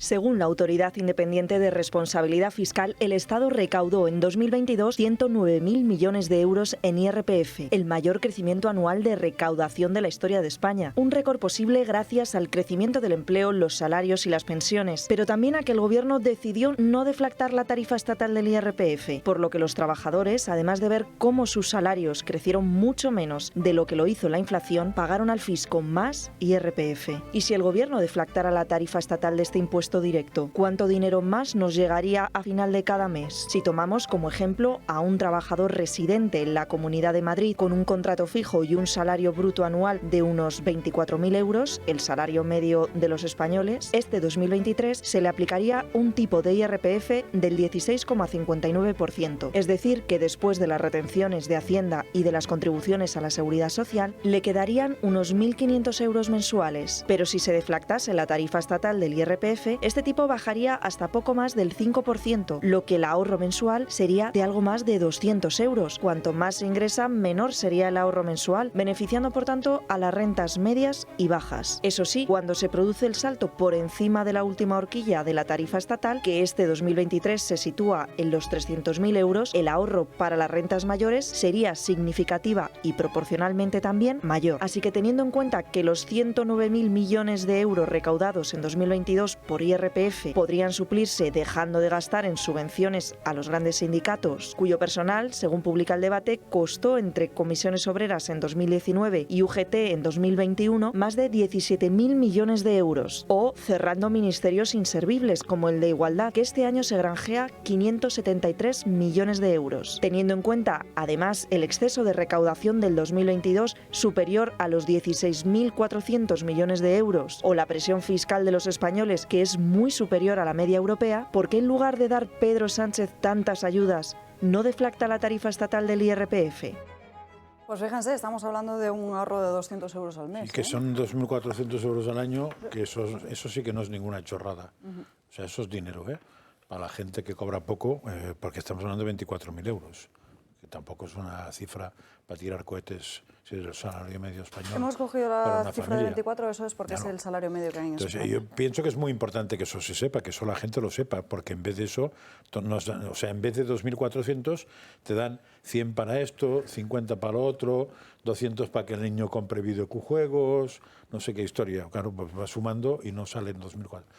O sea, te quitan 2.400 y te lo regalan en migajas, lo que aquí hemos dado en y que llamar muchas veces ni te llegan. Los peces, en vez de la caña, te dan los peces. Si te dejaran de sacar, sisar o como se quiere llamar, 2.400 euros, otro gallo nos cantaría a todos, porque con eso puedes incluso decidir en qué lo gastas. Todos siempre lo hemos dicho, que el dinero está mejor en los bolsillos de los españoles y nadie mejor que ellos para decidir en qué se lo quiere gastar. Al final, el gobierno lo que hace es tirar las migajas a la gente para tenerlos... ¿Qué es lo que quiere al final? El gobierno, tener claro que las cadenas más fuertes que hay son las del hambre. Esas son las cadenas más fuertes que hay. Y con esas cadenas quieren atar, quieren apresar al pueblo español. Y eso es lo que quiere hacer el Partido Socialista de la mano de Pedro Sánchez. A poner unas cadenas donde todo el mundo dependa ahora mismo del amo, del señor Sánchez, que reparta las migajas a su voluntad, a su antojo, entre sus grupos y sus paniaguados. Y es lo que está haciendo, están llevando en esa situación. Mientras están haciendo recaudaciones récord, nos siguen subiendo por todos lados los impuestos, nos siguen asaltando como auténticos bandoleros de nuestros impuestos, de nuestros sueldos, y al final lo que decíamos en Vox al principio del todo cuando empezamos, o sea, un 1.000eurista es un 2.000eurista atracado, y la situación es así. O sea, y las familias españolas están Sánchez, pasando, además de malo, es caro. Nos está saliendo muy, muy caro. Este gobierno es carísimo. Sánchez y su gobierno son muy caros. O sea, primero es el gobierno más importante que la gente lo sepa, de la historia, que está pagando un coche de lujo y no le llega ni a un 600. Acordaos aquellas famosas portadas, aquellas infames portadas de salimos más fuertes, todas pagadas con publicidad institucional, que nos costó nuestro dinero a todos los ciudadanos. Esa gran mentira de salir más fuertes que nos quisieron vender después de la pandemia, después de secuestrarnos en nuestras casas de manera inconstitucional.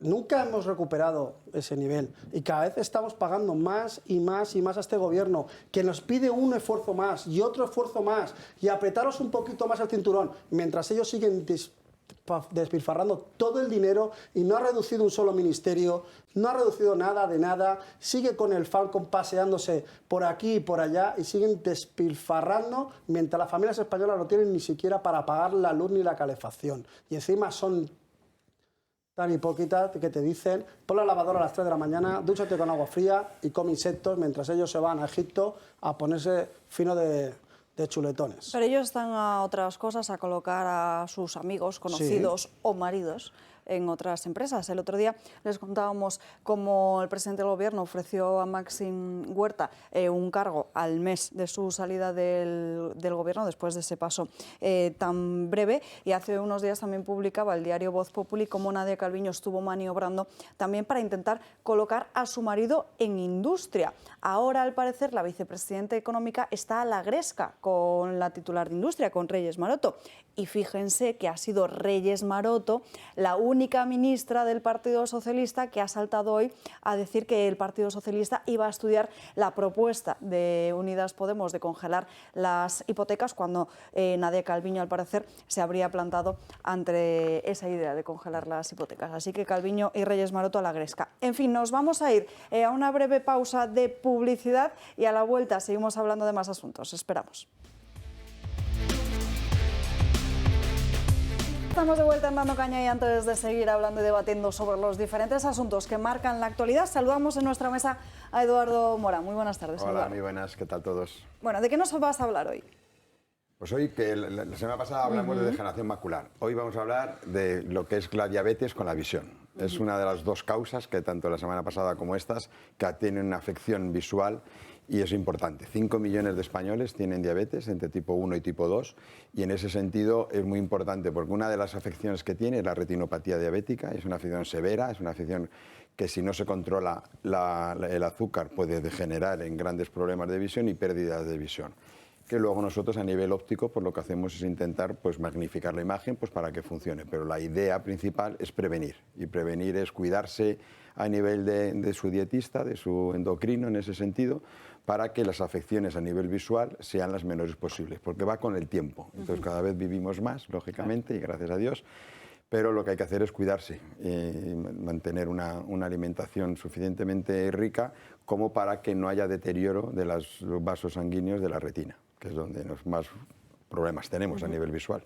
¿Y cómo se puede evitar o retrasar la aparición de la retinopatía? Pues es muy importante el tener controlada el nivel de glucosa. Y el nivel de glucosa quiere decir que muchos diabéticos dicen, bueno, pues como me tomo la pastilla o si ya se pincha insulina, pues con eso estoy bien. Y no, la alimentación, el ejercicio es súper importante porque es una enfermedad metabólica que lo que va haciendo es deteriorar un poco el nivel de vasos sanguíneos y lo que hacen es que a nivel de retina pues se trasvasa parte de ese contenido sanguíneo y deteriora la parte sensible, que es la que manda la información al cerebro para poder ver. Hay tratamiento médico, por supuesto, cuando una vez que tenemos ya ese problema, esa enfermedad a nivel retiniano, pero lo que hay que intentar es no llegar a ello, o si llegamos en los estadios más tempranos, que la afección visual es menor y con sistemas ópticos podemos compensar y tener una vida totalmente normal. Pero en casos graves, pues bueno, puede llegar a la ceguera incluso, o sea que hay que decir que es una afección que es difícil y se tiene que hacer el tratamiento. Muy importante entonces también para los diabéticos las revisiones visuales, ¿no? Visuales. El diabético tiene que venir todos los años porque tenemos que controlar tensión ocular, tenemos que ver el fondo de ojo que realmente no haya ningún signo, ningún síntoma, para en cuanto vemos eso referir al oftalmólogo para que le marque el tratamiento y nosotros intentar compensarle a nivel óptico pues las deficiencias o los problemas que tengamos de visión. Pues Eduardo, muchas gracias. No Muchas te gracias. despido sin antes recordar que tiene un 30% de descuento en gafas graduadas, 15% en lentes de contacto y 2x1 en audífonos, además de una revisión visual específica para diabéticos. Y que te atienden Eso es lo más como si fueras importante. de la familia. Eso es lo más importante. La familia de Toro, cómo no, no faltaría más. Gracias, Eduardo. Gracias Bueno, a vamos a vosotros. hablar Gracias, de Eduardo. otro asunto, la ley del solo sí es sí, que sigue acaparando titulares porque el contador ya va por las casi 400 personas, 400 agresores sexuales y violadores beneficiados por esta norma de Irene Montero. El Gobierno, ya saben, se lo hemos estado contando aquí, se ha abierto a reformar esta ley a pesar de que sea simplemente un parche y de cara a las nuevas condenas que haya a partir de que se haga efectivo esa reforma. Publica el diario El País que tanto Justicia como Igualdad están a la gresca por las diferentes propuestas sobre esta norma, porque estarían chocando en cómo subir las penas. Vamos a hacer un repaso, una actualización de los últimos casos que hemos conocido. Semana muy negra para las mujeres por culpa de Irene Montero. Mientras que el cisma dentro del gobierno de coalición no deja de crecer por la reforma de la ley, lo cierto es que los agresores sexuales continúan beneficiándose con rebajas de condena e incluso pisando la calle. Los últimos casos han tenido lugar en Oviedo. La audiencia provincial ha rebajado las penas de 3 hombres condenados por agresión sexual. El primer caso es el de un hombre condenado a 6 años de prisión por un delito continuado de abuso sexual a una menor de 16 años. Ahora su condena pasa a ser de 5 años y 6 meses. El segundo caso es el de un hombre condenado por corrupción de menores y abuso sexual a un menor de 13 años. Su pena inicial era de 16 y ahora se queda en 9 años y 1 día de prisión. Y el tercero es un hombre condenado a un total de 31 años y 6 meses de cárcel por 2 delitos de agresión sexual con uso de armas. Su condena ahora se queda en 29 años. Y en Sevilla la audiencia ha reducido de 8 a 6 años la pena de cárcel impuesta a un hombre por un delito de agresión sexual a una menor de 16 años en grado de tentativa y con la agravante de reincidencia. Una suerte de la que también se han beneficiado otros 2 agresores en Pontevedra. En el primer caso se ha reducido de 6 a 4 años la pena impuesta a un hombre que agredió sexualmente a una menor en el exterior de una discoteca.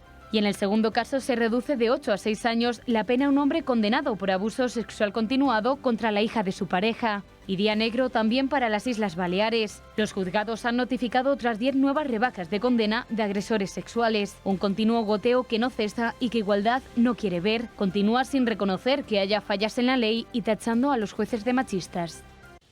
Continúa sin reconocer que haya fallos en esa ley y achaca la culpa a los jueces. Fíjense en cómo una y otra vez la ministra de Igualdad cree que o considera echa la culpa directamente a la justicia. Trabajo para que tengamos un acuerdo. Tenemos una discrepancia fuerte en este momento en torno al consentimiento. Ese es mi principal objetivo ahora, proteger el consentimiento como centro de la ley, no volver al modelo basado en la violencia o la intimidación, en el que se ponía sobre los cuerpos de las mujeres ese calvario probatorio, ¿no?, de tener que probar con las heridas en el cuerpo que te habías resistido lo suficiente. Yo creo que tienen una presión muy fuerte con esta ofensiva contra la ley, de la derecha judicial, de la derecha política, de la derecha mediática. Yo soy muy consciente del dolor y de la indignación de las víctimas y de la sociedad con las decisiones judiciales, a pesar de que sean una minoría, por la alarma que han generado esas decisiones judiciales de bajadas de penas. Siempre, desgraciadamente, cuando ha habido un cambio penal profundo que protege a las mujeres, ha habido una resistencia de ciertos sectores de la justicia a esos cambios, y eso precisamente fue lo que indignó a la ciudadanía. El problema no está en la ley, está en una resistencia a su correcta aplicación. Bueno, pues como ya saben, la ley es la que ha hecho ella y la que le ha dado a los jueces y es la herramienta con la que la justicia ¿Y quién le ha dicho? trabaja. No, a mí lo que me gustaría saber es si tenía alguien enfrente que ejerciera el periodismo. Tenía un periodista que le estaba insistiendo ¿Y constantemente. le ha explicado por qué el problema es la ley que ha hecho ella? Y que, Tan claramente no se lo ha no dicho. se lo ha dicho, le ha dicho, mira, es que eran 12 años y ahora has puesto 10. No se lo ha dicho. Para los violadores. Yo creo que es fácil todo de explicar. el camelo insoportable, es decir, el problema es el consentimiento. Mire usted, el consentimiento, Pero el consentimiento está lleva a estar recogido desde que desde el existe el Código Penal desde hace años. Yo creo que ha explicado muy bien lo que quiere decir y es de las primeras veces que entiendo lo que quieren decir, ¿eh? O sea, está hablando, la palabra consentimiento no la usa como consentimiento, la usa como prueba. Está diciendo que la mujer no tenga que probar que ha sido violada ni forzada. ¿Y cómo pruebas el Ahí consentimiento? está, ahí está el tema. O sea, lo que están diciendo, y eso es lo que en teoría no se van a poner de acuerdo con el PSOE, es que la mujer no tenga que probar nada. Es decir, que el acusado Cargarse la presunción de ya inocencia, ha caído básicamente. la presunción de inocencia a freír espárragos. Entonces, eso me parece a mí que legalmente es imposible. Un imposible jurídico. Con lo cual, lo que están pidiendo es un imposible. Pero para mí la pregunta de fondo es, ¿el ego o la ideología de este gobierno, cuántos presos tienen que salir a la calle o cuántos presos tienen que rebajar las penas para que este ego mengue o la ideología baje un poquito.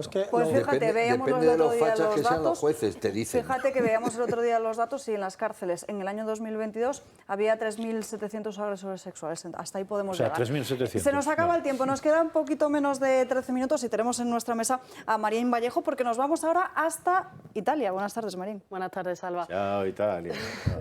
Una de las muchas promesas que hizo Giorgia Meloni durante su campaña electoral italiana fue que iba a combatir la inmigración ilegal y por el momento está cumpliendo su palabra, porque el gobierno de Italia ha anunciado el desmantelamiento de una red criminal dirigida a favorecer la inmigración ilegal en este país. Esta operación se realizó después de estudiar una investigación derivada del atentado terrorista contra un mercadillo navideño en Berlín en diciembre del año 2016. Los detenidos son 3 ciudadanos tunecinos y, tal y como ha confirmado el ministro del Interior italiano, también estaban vinculados a círculos yihadistas. En este comunicado, además, Interior también aseguraba que todo esto confirma una vez más cómo la inmigración descontrolada puede dar lugar también a graves riesgos vinculados a las amenazas terroristas internacionales.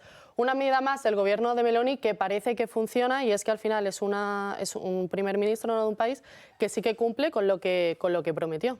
Sí, y que lleva ya 100 días de gobierno y estamos viendo como el país, ¿os acordáis que salían todos alertados de la ultraderecha, llega al gobierno de Italia y finalmente, pues bueno, sus políticas están dando buenos los resultados. italianos les están dando la razón. Hombre, Alba, 70% de los italianos le dan un aprobado.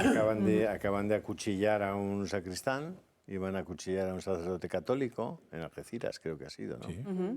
Ese señor no tenía que estar en el país, tenía que haber sido expulsado del país, y quien no lo ha expulsado es, por tanto, responsable de que ese señor haya podido cometer esa acción en Algeciras con el resultado de la muerte de una persona inocente. Yo me pregunto, ¿qué responsabilidad tiene esa persona?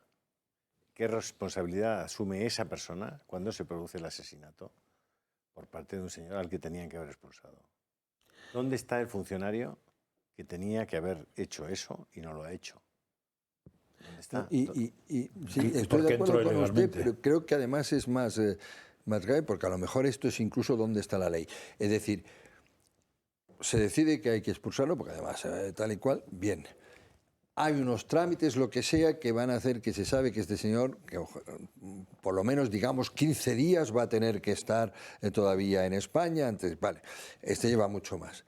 Bien, pero que no esté circulando libremente por las calles. Es decir, ¿dónde está el señor que le ha permitido circular libremente por las calles y comprarse un machete?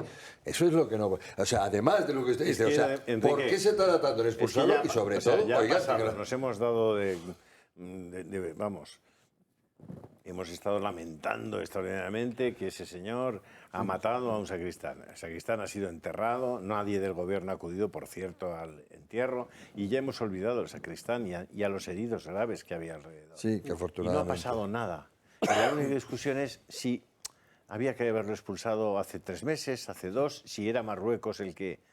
¿Pero qué me está usted contando? Pero entre tanto, pues igual España debería... que abrirse una pieza en algún sitio, en algún Igual juzgado. España debería fijarse más en todo lo que está haciendo Meloni al frente de Italia. Tienes más cosas que ha estado impulsando, ¿no, Marín? Sí, con respecto también a lo de la inmigración ilegal. En Italia restringieron el campo de actividad de todas las ONGs, entonces los barcos que circulasen por las aguas italianas solo pueden actualmente rescatar en caso de que pues esos inmigrantes estén en riesgo de muerte, pero en ningún caso, salvo que las autoridades competentes lo digan, pueden introducirlos en ese país, y si los salvamentos no cumplen esa medida, pues pueden recibir una sanción de hasta 50.000 euros, pero también con el tema del coronavirus también ha impulsado varias medidas, y es que ha quitado las multas a aquellos que no estaban vacunados. Incluso tampoco tienen, las personas que tengan en una residencia de tercera edad a un familiar mayor, no tiene ya por qué presentar ningún certificado de vacunación ni de ningún test negativo, cuando aquí es totalmente lo contrario. ¿Y en los autobuses cómo van ahí? ¿Sabemos o no? Bueno, el único país que quedaba ahora mismo con la mascarilla creo que era Alemania, en el interior de transporte público, que lo ha eliminado. Ahora España es ya el único país. Por el día 7, teóricamente, los expertos... Y ojo, que la Audiencia Nacional se puede pronunciar en las próximas horas sobre este asunto. Pero los hospitales, yo me quiero quedar con sobre todo las farmacias todavía no, ¿eh? Se tendrá que ir con mascarilla a las farmacias. Yo me quiero quedar con lo importante que es lo de las ONGs, porque al final las ONG son la correa de transmisión de las mafias, actúan actualmente como barcos negreros directamente, y que directamente Meloni ha puesto encima de la mesa algo que aquí hemos tardado mucho en conseguir que se reconozca, lo que veníamos denunciando, que son la existencia de mafias implantadas en los países de destino. España, gracias a la Policía Nacional, se han desmantelado muchas de esas células de mafias que se dedicaron al tráfico ilegal de personas y que facilitaban la llegada. Estamos viendo cantidades de veces, aquí tenéis a Rubén Pulido que lo denuncia una y otra vez, cómo existe la importancia que tiene, y que por ejemplo nuestro europarlamentario Jorge Busadí también lo ha dicho, el Tratado Internacional Marítimo te dice que tienes que llevar a puerto seguro el más cercano, y las ONGs cogen en colaboración con las mafias y los llevan a puertos europeos porque actúan como correa de transmisión, y cerrarle los puertos, cerrarle las ayudas y de evitar que puedan seguir siendo correa de transmisión es importantísimo. Por eso España siempre tenemos que decirlo nosotros, simple, claro, fronteras seguras para tener barrios seguros. Sin fronteras seguras no hay barrios seguros. Es que tú lo has dicho, no son ONG, son mafias. Son mafias. Y un último asunto sobre Italia, Marín. ¿Cómo está fomentando la natalidad Meloni? Pues Meloni está dando ayudas económicas a todas aquellas familias que, a partir de que ya fue primer ministro de Italia, estén teniendo hijos. Además, ha aumentado en un mes la baja por maternidad. Y también se está duplicando la tarifa plana de familias numerosas, que pasa de 100 a 200 euros. Y al final aquí también es verdad que en Castilla y León sí que están empezando a fomentar la natalidad, pero por ahora es la única comunidad que parece que lo está haciendo. Y que parece que no va a poder seguir haciéndolo porque ayer el Partido Popular votó en el Senado a favor de una enmienda a la propia ley en tramitación en la que explícitamente va a prohibir que se pueda, por ejemplo, proponer escuchar el latido fetal. Explícitamente. En el propio Senado, y el Partido Popular votó a favor de esa enmienda que el PSOE le ponía un poco como trampa, y el Partido Popular, que para salir de las trampas es un experto, para salir de la trampa lo que ha hecho es votar a favor. ¿A favor de que, o sea, prohibir que se pueda escuchar? Sí. Eso es. O sea, una madre está prohibido escuchar el latido fetal de su hijo. La ley del aborto ha llegado al Senado y lo han metido. Que le obligue a... Que se lo ofrezcan. Está claramente, esto es una artimaña. ¿Y si lo pide por su directamente cuenta? Si lo pide por cuenta, ¿Le cortan el cuello? ¿Tendrá que pagarlo? Se la darán. Tendrá que pagarlo o lo que sea. Sí, sí. O sea, está prohibido. Y sobre la información, lo que había ¿también lo planteado prohibieron Vox o no? en Castilla y León. Eso se ha prohibido. Que no es que lo hubiera planteado Vox, es que hubo una nota del consejero de Sanidad del PP diciendo que eso se iba a hacer. Pues eso, en las enmiendas que salen del Senado con esa ley, las que se votaron ayer, por cierto, aparece una votación a favor de esa prohibición y van a impedir en la práctica eso. O sea, que el PP ya está libre de cara a la izquierda de que nadie piense que se acerca a Vox para facilitar que las mujeres no aborten. No fuera caso lo que se han conseguido, que lo contaba ayer precisamente Marín, cláusula anti-Vox. Un bono nacimiento en Castilla y León que eran 2.500 euros por hijo. Eso es algo que han aprobado en los últimos días PP y Vox en Castilla y León. Yo creo que si podéis ver la intervención de nuestra compañera, nuestra senadora Pepa Millán, ayer a Sánchez, yo creo que le queda bien claro que Vox molesta solamente a Pedro Sánchez porque lo retrata una y otra vez, y molesta al Partido Popular porque lo pone frente al espejo, porque al final el Partido Popular está demostrando ser el PSOE azul, a siervo de la Agenda 2030, y que es el que mejor desarrolla las políticas de la izquierda, porque una vez más se demuestra que el Partido Popular no defiende la vida. Por mucho que algunos se quieran dar golpes en el pecho, vengan aquí, el Partido Popular no defiende la vida y lo demuestra una vez más. Que nos quedamos sin tiempo. María Mollejo, gracias. Un último asunto, los papeles de Joe Biden. Pero bueno... Los registros vuelven a salpicar al presidente de los Estados Unidos. Si hace medio mes el FBI encontró papeles confidenciales en el garaje de su casa de Wilmington, cita en Delaware, que Joe Biden justificaba así. Lo he dejado claro esta semana. Y por cierto, mi Corvette está en un garaje cerrado. No es que esté en la calle. En dicha residencia habitual, así como en su oficina privada en el laboratorio de ideas de Penn Biden Center en Washington, sí se encontraron documentos clasificados, pero no en el nuevo registro realizado en su vivienda de la playa en Rehoboth Beach, también en el estado de Delaware, donde casualmente la búsqueda fue planificada con el propio presidente, supuestamente en aras de cooperar, aunque sin previo aviso público, y que se suma ya a un total de 3 inmuebles bajo la investigación abierta al actual inquilino de la Casa Blanca. El escándalo pone una vez más en cuestión la gestión de Joe Biden en sus etapas como vicepresidente de Barack Obama y como senador de los Estados Unidos, al tratarse de una documentación altamente clasificada que jamás debió permanecer en sus propiedades. ¿Qué es lo que ha dicho el portavoz de Biden en las últimas horas? Pues se lo va contrastando esta noche en 2 continentes, pero lo que ha dicho es que es bastante complicado, dando a entender que tiene en su poder más documentos clasificados. No podemos escuchar esas declaraciones, pues lo verán esta noche en 2 continentes. O sea, ¿todavía hay más cosas? Tiene pinta de que sí, cuando el portavoz está diciendo que, cuando le preguntan directamente, ¿se pueden encontrar más papeles? Y les dice, bueno, es complicado. Pues sabemos exactamente. ¿Eso quiere decir que tiene más casas también o no? Porque ya se ve que aquí hay gente. No sé cuántas casas tiene Biden, la verdad. Pues claro, si tienes muchas casas, tienes muchos papeles. Muchos años en política y muchos años haciendo favores, con lo cual. Es curioso, porque, a ver, lo que no deja de ser curioso es toda la campaña anti-Trump sobre sus papeles, cuando Trump, siendo presidente, podía desclasificar papeles. Es curioso, porque claro, este señor, en su momento, cuando a la campaña anti-Trump, supongo que sabía que tenía papeles, o no se acuerda ni de eso. Si no se acuerda de eso, tiene otro problema, que no son los papeles, es la memoria. Pero, en fin, no, antes hemos hablado de hipocresía en España, creo que es más universal, ¿eh? Yo creo que a Biden le están haciendo ya sus propios compañeros eso puede ser que le la jugada para hacer el cambio, porque saben que... ¿Pero cambio a quién? Bueno, estaba la Kamala Harris, por ahí dando vueltas que no... Yo creo que en Estados Unidos preguntas y no saben quién es. Porque ahora mismo en el Partido Demócrata lo que está más a sus guerras internas. Y... Si Kamala Harris hubiera sido la solución, ya lo estaría siendo. Sí, bueno, de hecho muchos dijimos que Biden era simplemente una excusa para luego colocar a pues lo hubieran colocado a mitad porque es mucho mejor. La pones a mitad de presidenta y casi seguro que te repite. Si da el perfil o da el nivel. Y si no la pones, puede ser porque no lo dé. Y lo sabrán. En fin, hasta aquí hemos llegado por hoy. Muchísimas gracias a los dos por terminar hasta el final aquí en Dando Caña. Nos despedimos, pero ya saben que para seguir informados tienen el canal de Julio Ariza en Telegram, que se ha tenido que ir unos minutillos antes, donde, como bien les decía antes, no solo publica muchos artículos y noticias interesantes, sino que también de vez en cuando hay algún meme, algún vídeo divertido. Así que ya lo saben, Julio Ariza el Toro. También Rebelión en la Granja y ya esta tarde la redacción abierta con Xavier Horcajo. Antes de despedirnos, una alusión pequeña al club de amigos, porque saben que sin ellos no podríamos seguir haciendo programas, seguir defendiendo tan firmemente nuestros valores y acercarles la realidad de lo que está sucediendo en el mundo. Así que 91 616 24 64. Les vemos mañana aquí a las 12 en Dando Caña. Que tengan un feliz día.